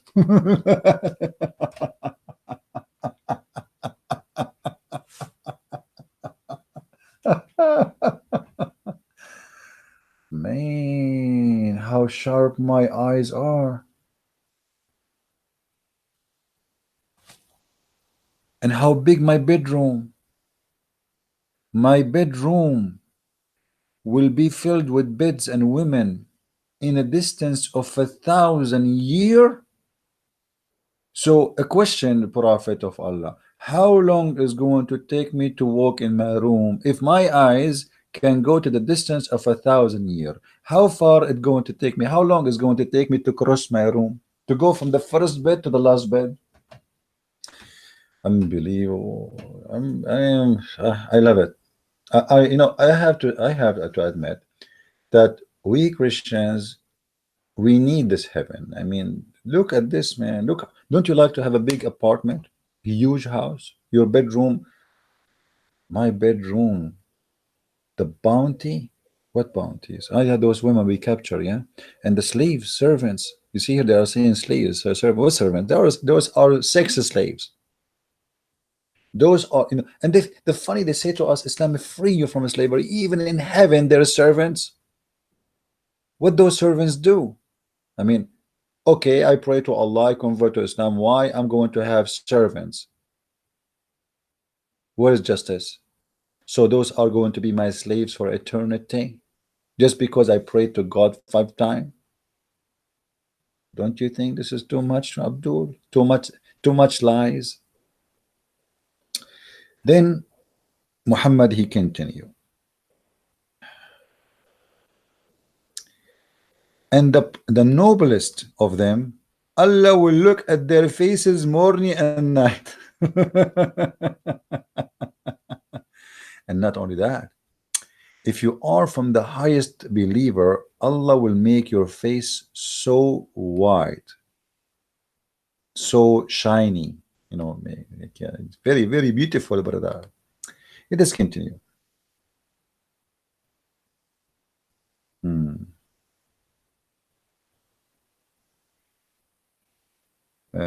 This one is funny, but I'm trying to find different hadith.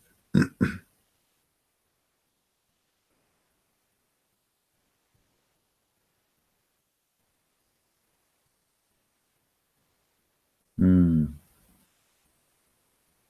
And this is a funny hadith too.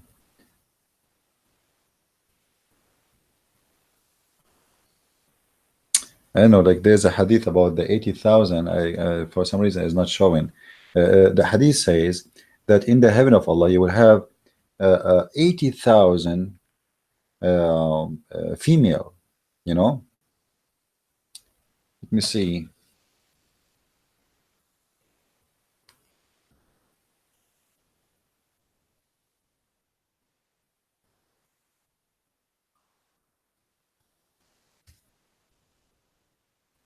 Maybe this one.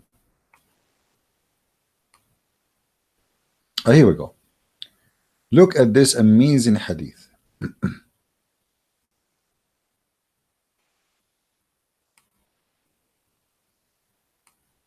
The least of the people of paradise in possession is the one with 80,000 servants. I mean, do you see how much Islam provided freedom?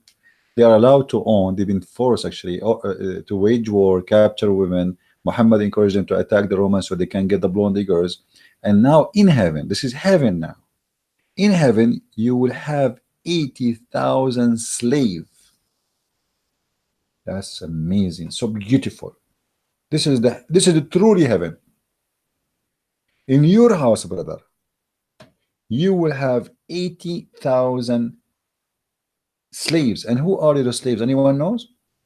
They are boys, young boys. Imagine boys. We will slave boys. How in the world you can do that? If you read with me the verse here, let's see where it says. By the way, guys, I have here a dog. His name is Teddy. He want to say hi. All right, in case you want to say hi to him, he's the enemy of Allah and he's my helper now. Uh, uh, if you read with me, it is go. Which verse I want to show you? Yeah.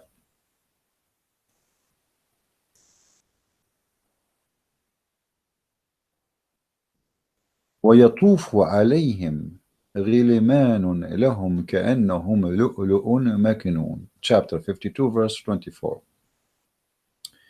What is this verse saying? And around them, brother, around you in heaven, they will be serving you devoted boys. They are young male servants. They are very, you see here they are saying handsome. You know, it says in Arabic they are white like pearls. They are white like pearls, well guarded. I mean, I cannot wait. I cannot wait to have 80,000 little child serving me as a slave for eternity. This is so beautiful. My heart is being touched. I feel like I'm in heaven already. My friend, if you have in your house 4 kids, they will drive you crazy. Imagine in the heaven of this madman Muhammad, you will have 80,000 little boy captured, and they are naked, white boys, young boys, and they will be serving you for eternity. Aren't you happy? Be honest.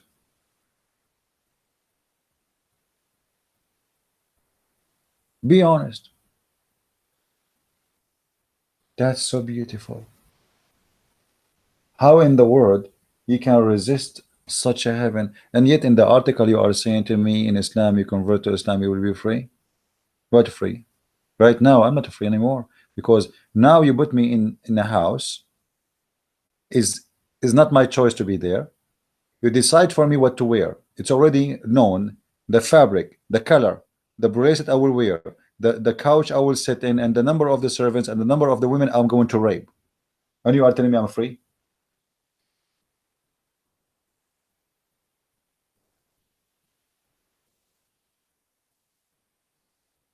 Where is the freedom? Where's the freedom? Even the fabric I will wear is green. Can I have a choice? Even the food you will eat in the heaven of Allah is not your choice. If we go in the Quran, just to give you an example, you know,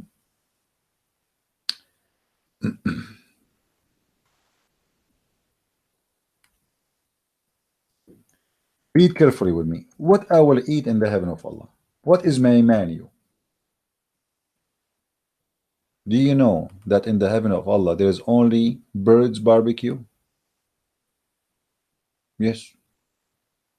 لحم طير مما يشتهون. Let us see here.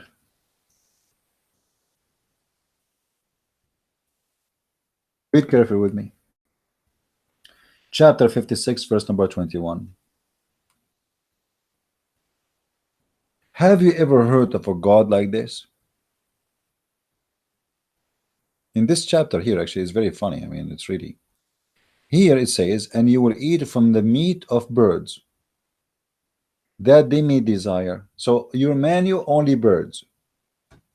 It doesn't say chicken. It doesn't say we don't know what birds. Your menu, the meat in the menu is only birds. Where is the freedom? Now we are in heaven, yet I'm going to eat for eternity only birds meat, chicken. Now I'm in heaven, but I'm going to wear a bracelet Allah He chose for me. Now I'm in heaven, I'm going to wear a green silk clothes for eternity, as if I'm a prisoner, or I am in a mad hospital, where everybody wear a uniform and you have no choice to take it off. Especially in the heaven of Islam, you don't even change the uniform, because according to the Quran, the clothes in the heaven, they will never be ruined, and they will never get dirty, and they will never have wrinkles. So I enter heaven, I wear the green silk fabric for eternity. And in the heaven, I will be addicted to alcohol, and I will be serving by youth who they are very young for eternity. And remember, those youth, they will not bleed, which means they will have sex with me too. And then I am going to be giving cups, and there is in my house there will be flowing fountains. And anyone remember those fountains? What is the fountain in my house? Who remember? Let us see how many of you. What is the time now?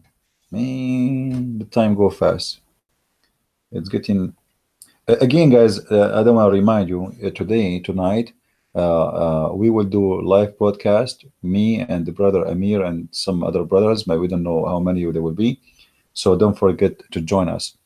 I posted a link for the page of brother Amir, because I might not be able to broadcast on my channel, so you can see it in his channel. So in the info, you will see a link, video link for his page, and you can view us later in that page. The Fountain of Life. Thank you, Narrow Gate. Yeah, you are a German. You really are a German, man. You see, I wish I can say I went to Germany and I found it full of German. I cannot say that no more. I went to Germany and I found it full of non-German. I took the bus, you know, I took a bus. I look in the bus. There's no German in the bus. I'm serious. There's no German in the bus. I think the only German was in the bus. It was a driver.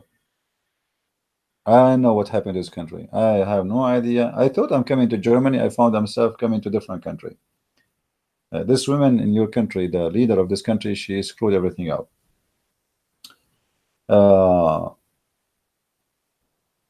Actually, I recorded the video yesterday while I was walking in one of the cities here, you know, around me. I will post it later in YouTube. Now, going back to the fountains. You remember before we spoke about the fountain of youth. You remember that story of the Prophet Al-Khadr? Prophet Al-Khadr, Al-Khadr mean green. Al-Khadr mean green.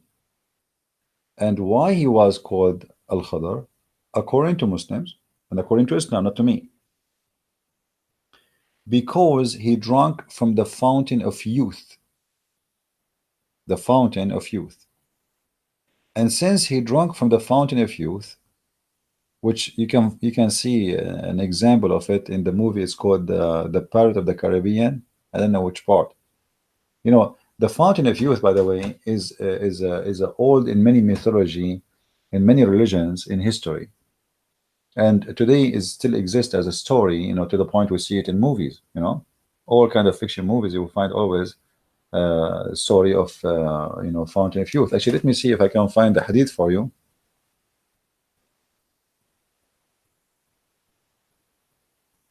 Uh,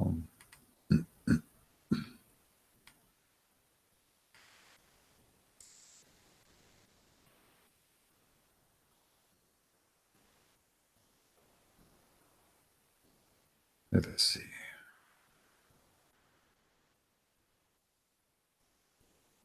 Maybe we can find it fast. Let us see. Let me pray to Allah, so maybe I will be lucky. And by the way, guys, right now I'm taking some karate classes. You see, I have some friends, they play karate. Bruce Lee is my friend. And if you ask me why, because right now I see the hadith in front of me where Musa says he did beat the angel of death and he blocked his eye off. This is not out of our topic, but just, we are here. So Allah, he sent the angel of death to Musa's.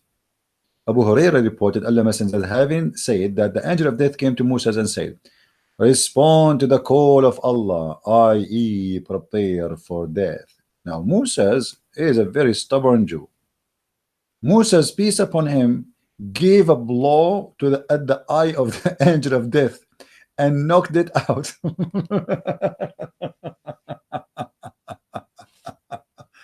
Unbelievable.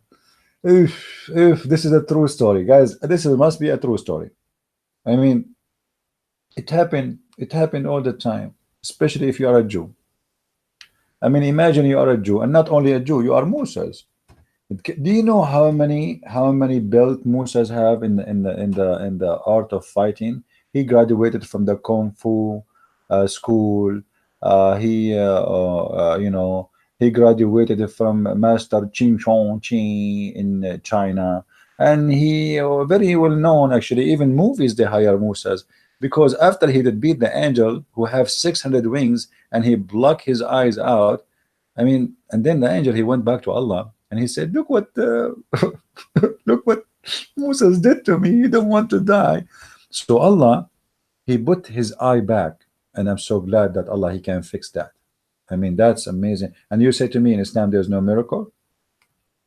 The angel went back to Allah the exalted and said, you send me to your servant who does not like to die, and he knocked out my eye. Allah restored his eye in a proper place. I'm so glad it is restored in the proper place. I was afraid Allah will put it in his ass.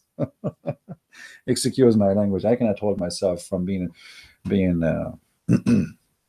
unbelievable. Imagine Allah restored the eye not in a proper place. What do you think is going to be? In his nose? I mean, look how Muhammad is so clear in details that he restored the eye in the proper place. You see how he is so too much into details. It is in the proper place. Now let's go back to the story we were trying to show you. I mean, this is very complicated, man. When are you going to finish the topic? You keep jumping from topic to topic. All right. Where is Ainul Hayat?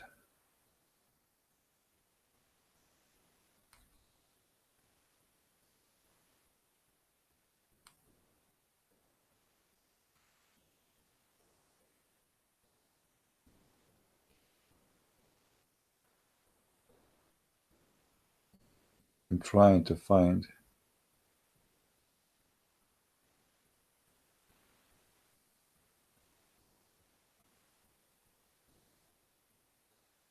Here we go. In this, here we go.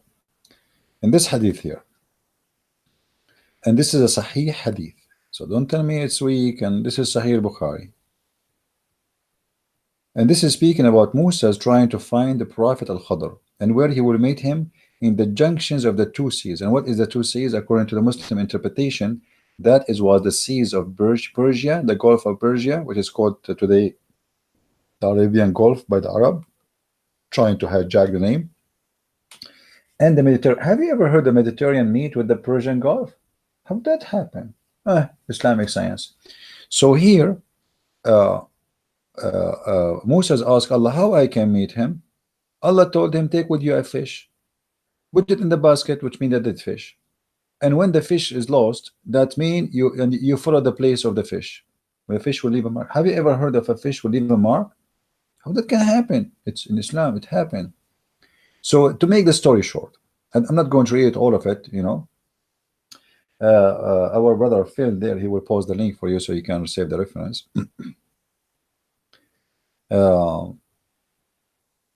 When Moses arrived to a spring called Ainul Hayat.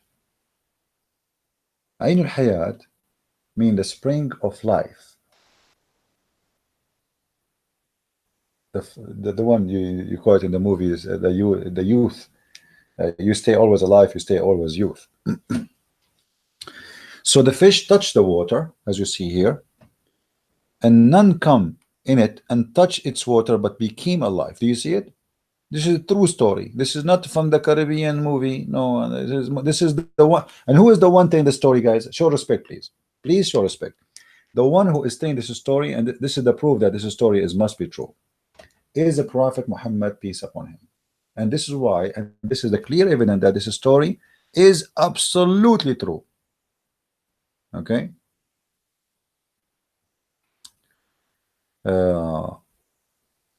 You see here it says,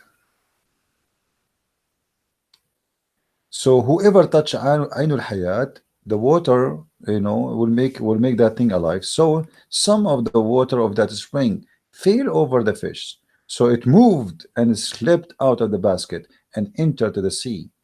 When Moses woke up, he asked his attendant, bring our early meal, which means the fish. But why you want to eat the fish, man? Allah, he told you to save it. The narrator said, Musa did not suffer a fatigue because after he had passed a place that he had ordered to observe, his attendant Yeshua ibn Nun said, and here even the funnies in the stories are funny, because for those who do not know, the word Nun is a word meaning fish or a whale, you know. So Yeshua ibn Nun, his name Yeshua, the son of a fish. Do you remember what happened when etc. Anyway, so the story here, the purpose for me to mention this story, that everything we see written by Muslims is nothing but a fiction, the same as the religion. There's two sides of fiction in Islam. Fiction written in their articles speaking about things is not even exist in the religion. Pretending that Islam is bringing salvation, Islam give you freedom. What a freedom if the Islam teach the man he can beat the wife? What a freedom if the man can have 4 wives? What a freedom if the man he can divorce his wife by a text message? What if a freedom if you are a person who been ordered even what to eat, what not to eat? Somebody might say to me, well, the Jews, they've been ordered not to eat what to eat. My friend, the Jews, you know, to make it simple, like somebody will say to you, isn't it the Old Testament telling you that not to eat pork? The pigs that, you know, the pigs, they grow in the field and they eat whatever in their way, including the people. So people, they have sword fight, people die in the street, pigs, they eat them, and you eat the pig, you eat, you know, you can carry a disease, and you can even carry something, or someone who did animal who even ate a human being. So everything have a reason, but this is not about I am forcing you, I am advising you. You see, when the law of Moses is practiced by the Jews, many of the Jews don't even understand what God is trying to say to them, to the point when Jesus was helping some people, they said to him, you know, even like his disciple, as an example, they were eating or gathering some food in the Sabbath. The Jews, they said to them, your men, look at your men, They are working in Sabbath. They are gathering food in Sabbath. What Jesus said? Sabbath was made for the man, not the man made for the Sabbath. So all the teaching of the Old Testament is about for your benefit, not to force you. It's for your benefit. The Jews, they love money. They like to work Saturday. They like to work 24 hours, 7 days a week to make money. So the law came for a reason. Those people, they do that and they will never stop working. So let us enforce a law on them that in Saturday, you and your servant, you do nothing. But it was not to serve God. It was for the benefit of the man. So Jesus said, Sabbath was made for the man, not the man made for Sabbath. In Islam, all the rituals you see, it's about God. Why you pray? Because God, He ordered you to pray, and if you don't pray, He will punish you. Why you make a donation? Not because you are a good person, but because if you make a donation, the good deeds will delete the bad deeds. And you donate to who? You donate to Muhammad. All the donations spoke of Islam, it's about Muhammad making money, not about donating to someone today. You see, Muhammad did not make donation for others. He was alive at that time and he want people to donate to him. And by the way, we have a donation link if you like to donate, and we accept earring and rings as Muhammad used to do to women. He scared the hell of them, and he scared them to the point he forced them to give their rings and their earring. If you remember, and we mentioned this hadith not just last week, I think, like we do not need to repeat it again and again. So in this cult, I never saw people who make false articles promoting false ideas is not even exist, not even close in the religion. Look here with me. God makes his desire perfectly clear. However, human being have a free will to please or displease God. What a big fat lie. What a big fat lie. Isn't it Muhammad being ordered to kill all mankind until they convert to Islam? To kill, not only to fight, because fight here is about fighting by the sword, and sword kill, not fighting by words or debates. Look how they lie to you. Read with me.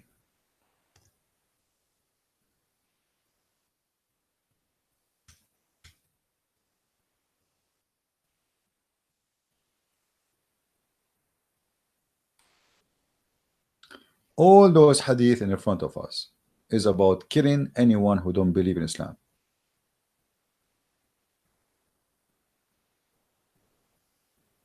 Oh, and the condition is not only to convert to Islam. Read carefully with me, please. It's not enough even to convert to Islam not to be killed, because you might convert to Islam and still be killed. Because, read with me carefully. Free will? Are you kidding me? What a big fat liars you are, the one who made this article, trying to deceive those naive Western, African, Asian people. Allah Messenger said, and the one is talking here is Allah Messenger, not a Christian prince. And this is Sahih al-Bukhari. This is a true, authentic hadith said by Muhammad, and the reference in the front of your eyes. Read it please with me. Allah Messenger said, I have been ordered to fight the people, all people, all, not the limit. Till what? Till they stop fighting me? No. Stop attacking me? No. Until they have peace? No. Till they say. Till they say. So what is the condition to stop fighting the people? Is the following. Number one, you say what? You say the Shahada. And then you say, after they say so, they have to pray like we pray. It's not enough. You're not done yet. Now you say Shahada. This is the first step. The second step is you have to pray as we pray. Otherwise, I will kill you still. And not only that, even if you pray, you have to pray facing our Qibla, which means direction of the Qibla. And not only that, facing the Qibla is not enough still not to slaughter you. You have to slaughter as we slaughter, which means slaughter meat and food as we eat. And then, and only then, their blood and the property will be secured. From who? From us. So how you say to me, a free will, and you are free, and whoa, what is that, man? Do Muslims have a shame when they make those articles? You see, when Muslims write those articles, I don't know who you are, the one is listening. Many of you, they listen to me always, and many of you are in you. Muslims don't respect you, and the proof is in front of your eyes. Article is full of lies. They think you are a fool. They think by an article they can fool you and make you believe in such a garbage. Which one we will believe? What Muhammad said or what an article said? They lie to us. They say Islam always attack those who attack us. Read carefully with me. I've been ordered to attack, to kill all mankind until they do the following and the following and the following. And if they do that, even after they do all of this, if they break any of my conditions, I will kill them. Look what it says. Will be secure to us and will not interfere with them except if they broke what is legal in Islam. So even if you convert and you pray and etc., if you do something not what is legal, you leave Islam. You don't pray like them. You don't stutter like them. If you break any of those, you will kill you. This is why some stupid Western, like Muhammad James White, if you know him, the stupid Muhammad James White, who claimed to be a Christian priest or minister, he keeps saying that ISIS is not Islam, but this is Muhammad. Is Muhammad ISIS? Muhammad saying, if you don't pray to the Kaaba, we kill you. If you don't pray, we kill you. If you don't slaughter like we slaughter, we kill you. If you don't pay zakat, we kill you. So what do you mean ISIS is not Islam? In order to say ISIS is not Islam, you have to say Muhammad is not Islam too. And ISIS, they practice exactly as Muhammad said. Read with me here. This is different hadith, different reference, and it is authentic too. All right, read carefully. It's the same story. The messenger of Allah have been ordered to fight the people until they testify that there is none to worship but Allah, and Muhammad is the messenger of Allah, to say shahada, and until they establish the salah and pay the zakat. You have to pay him money too. It's not enough. Actually, there's a war. It's called the war of apostate. You can go and search it right now. Abu Bakr, he waged a war because people, they refuse to pay zakat. It's about money. By refusing to pay zakat, you are considered to be an apostate. As simple as that. Your blood is free. And Abu Bakr, he said, I swear by Allah, I'm going to wage war on them even if the zakat was a price of a goat, little goat. They have to pay me. Because Islam is only about money and sex and power. So if they do that, if they have that, then they will gain the protection from me for their lives and their property. Muhammad is a demon. Muhammad is a gang. Muhammad is the mafia. You see those mafia movies where they come to a store, they say, we give you protection, pay us. This is the jizya. Actually, the mafia business was learned by the people of Malta and the Italian because of the Islamic invasion to Europe. When the Arab was kicked out, the criminals took over and they practiced what the Arab used to do. The Arab, they used to collect the jizya. They force you to pay them as a protection. So we kick the Arab out, the Muslims out, and then we get the mafia criminals taking over the business because they learn from the Muslims how to do this gang business. And this is Muhammad, the gang leader.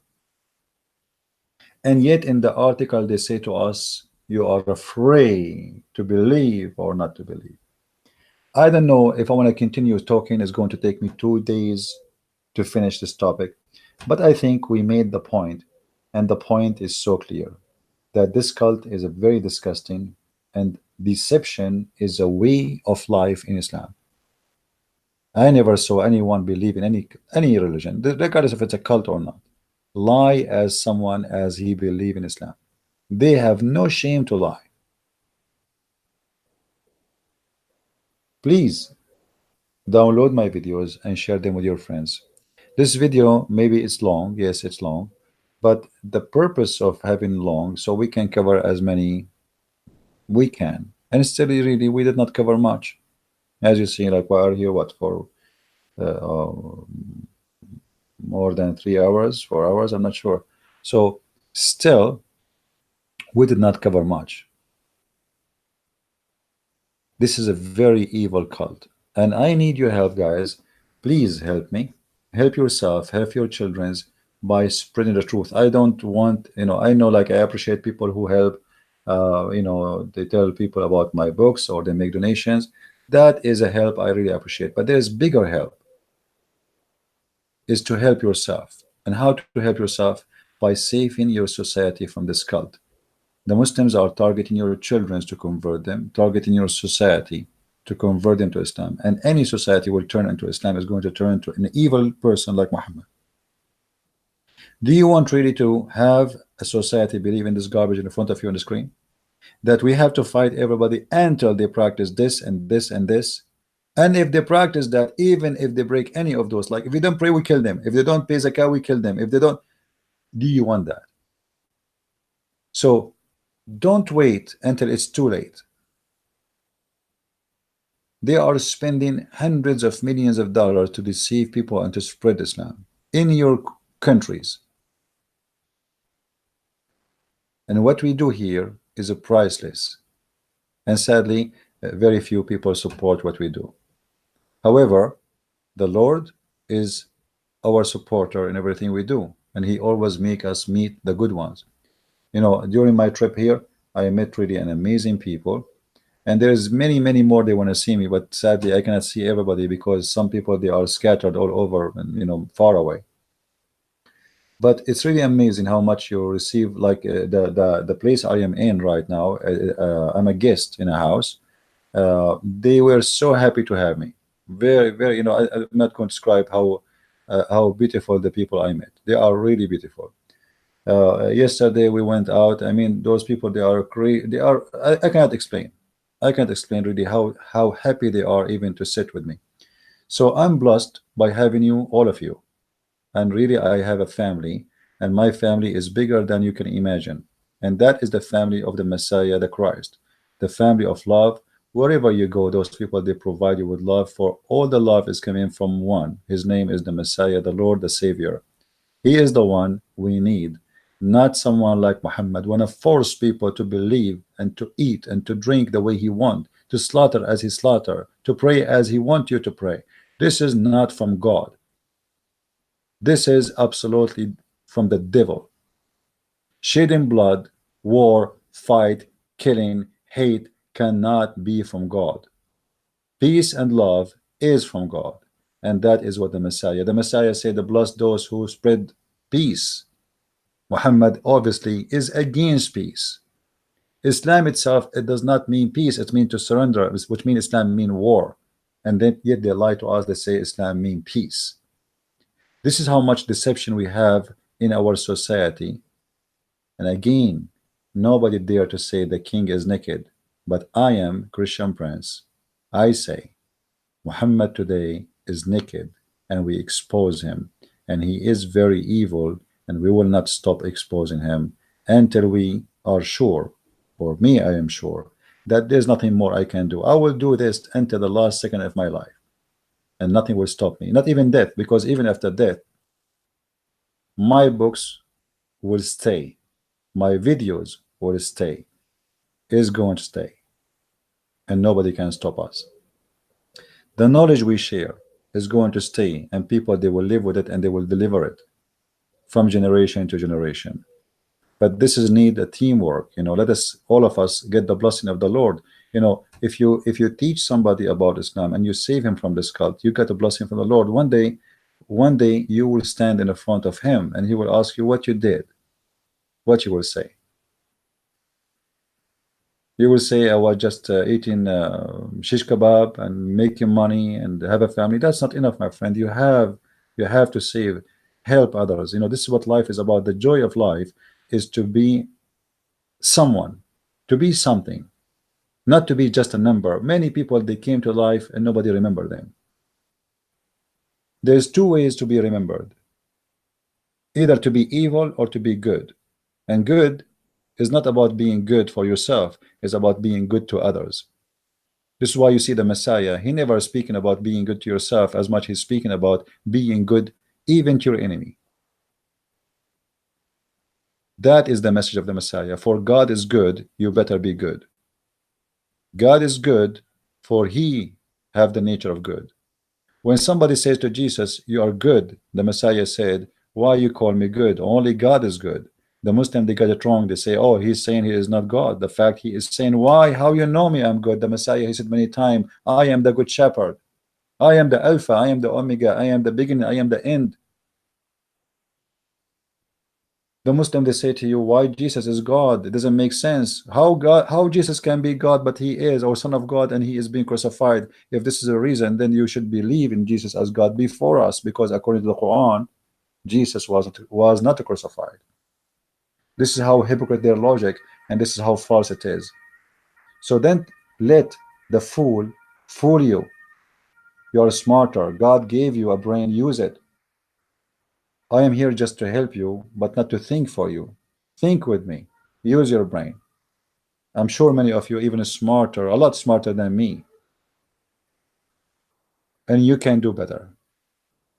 With this, I want to say thank you. May the Lord bless you all. And remember to be with us around 8 o'clock today, p.m. If I could not do live like broadcast in my channel, then click at the link under this video where you will see a link for the page of Brother Amir, where I'm going to broadcast from his page then, if I could not do it in my computer. So with this, I want to say thank you. God bless. Christ is Lord. Islam is false. And see you soon again. Bye-bye.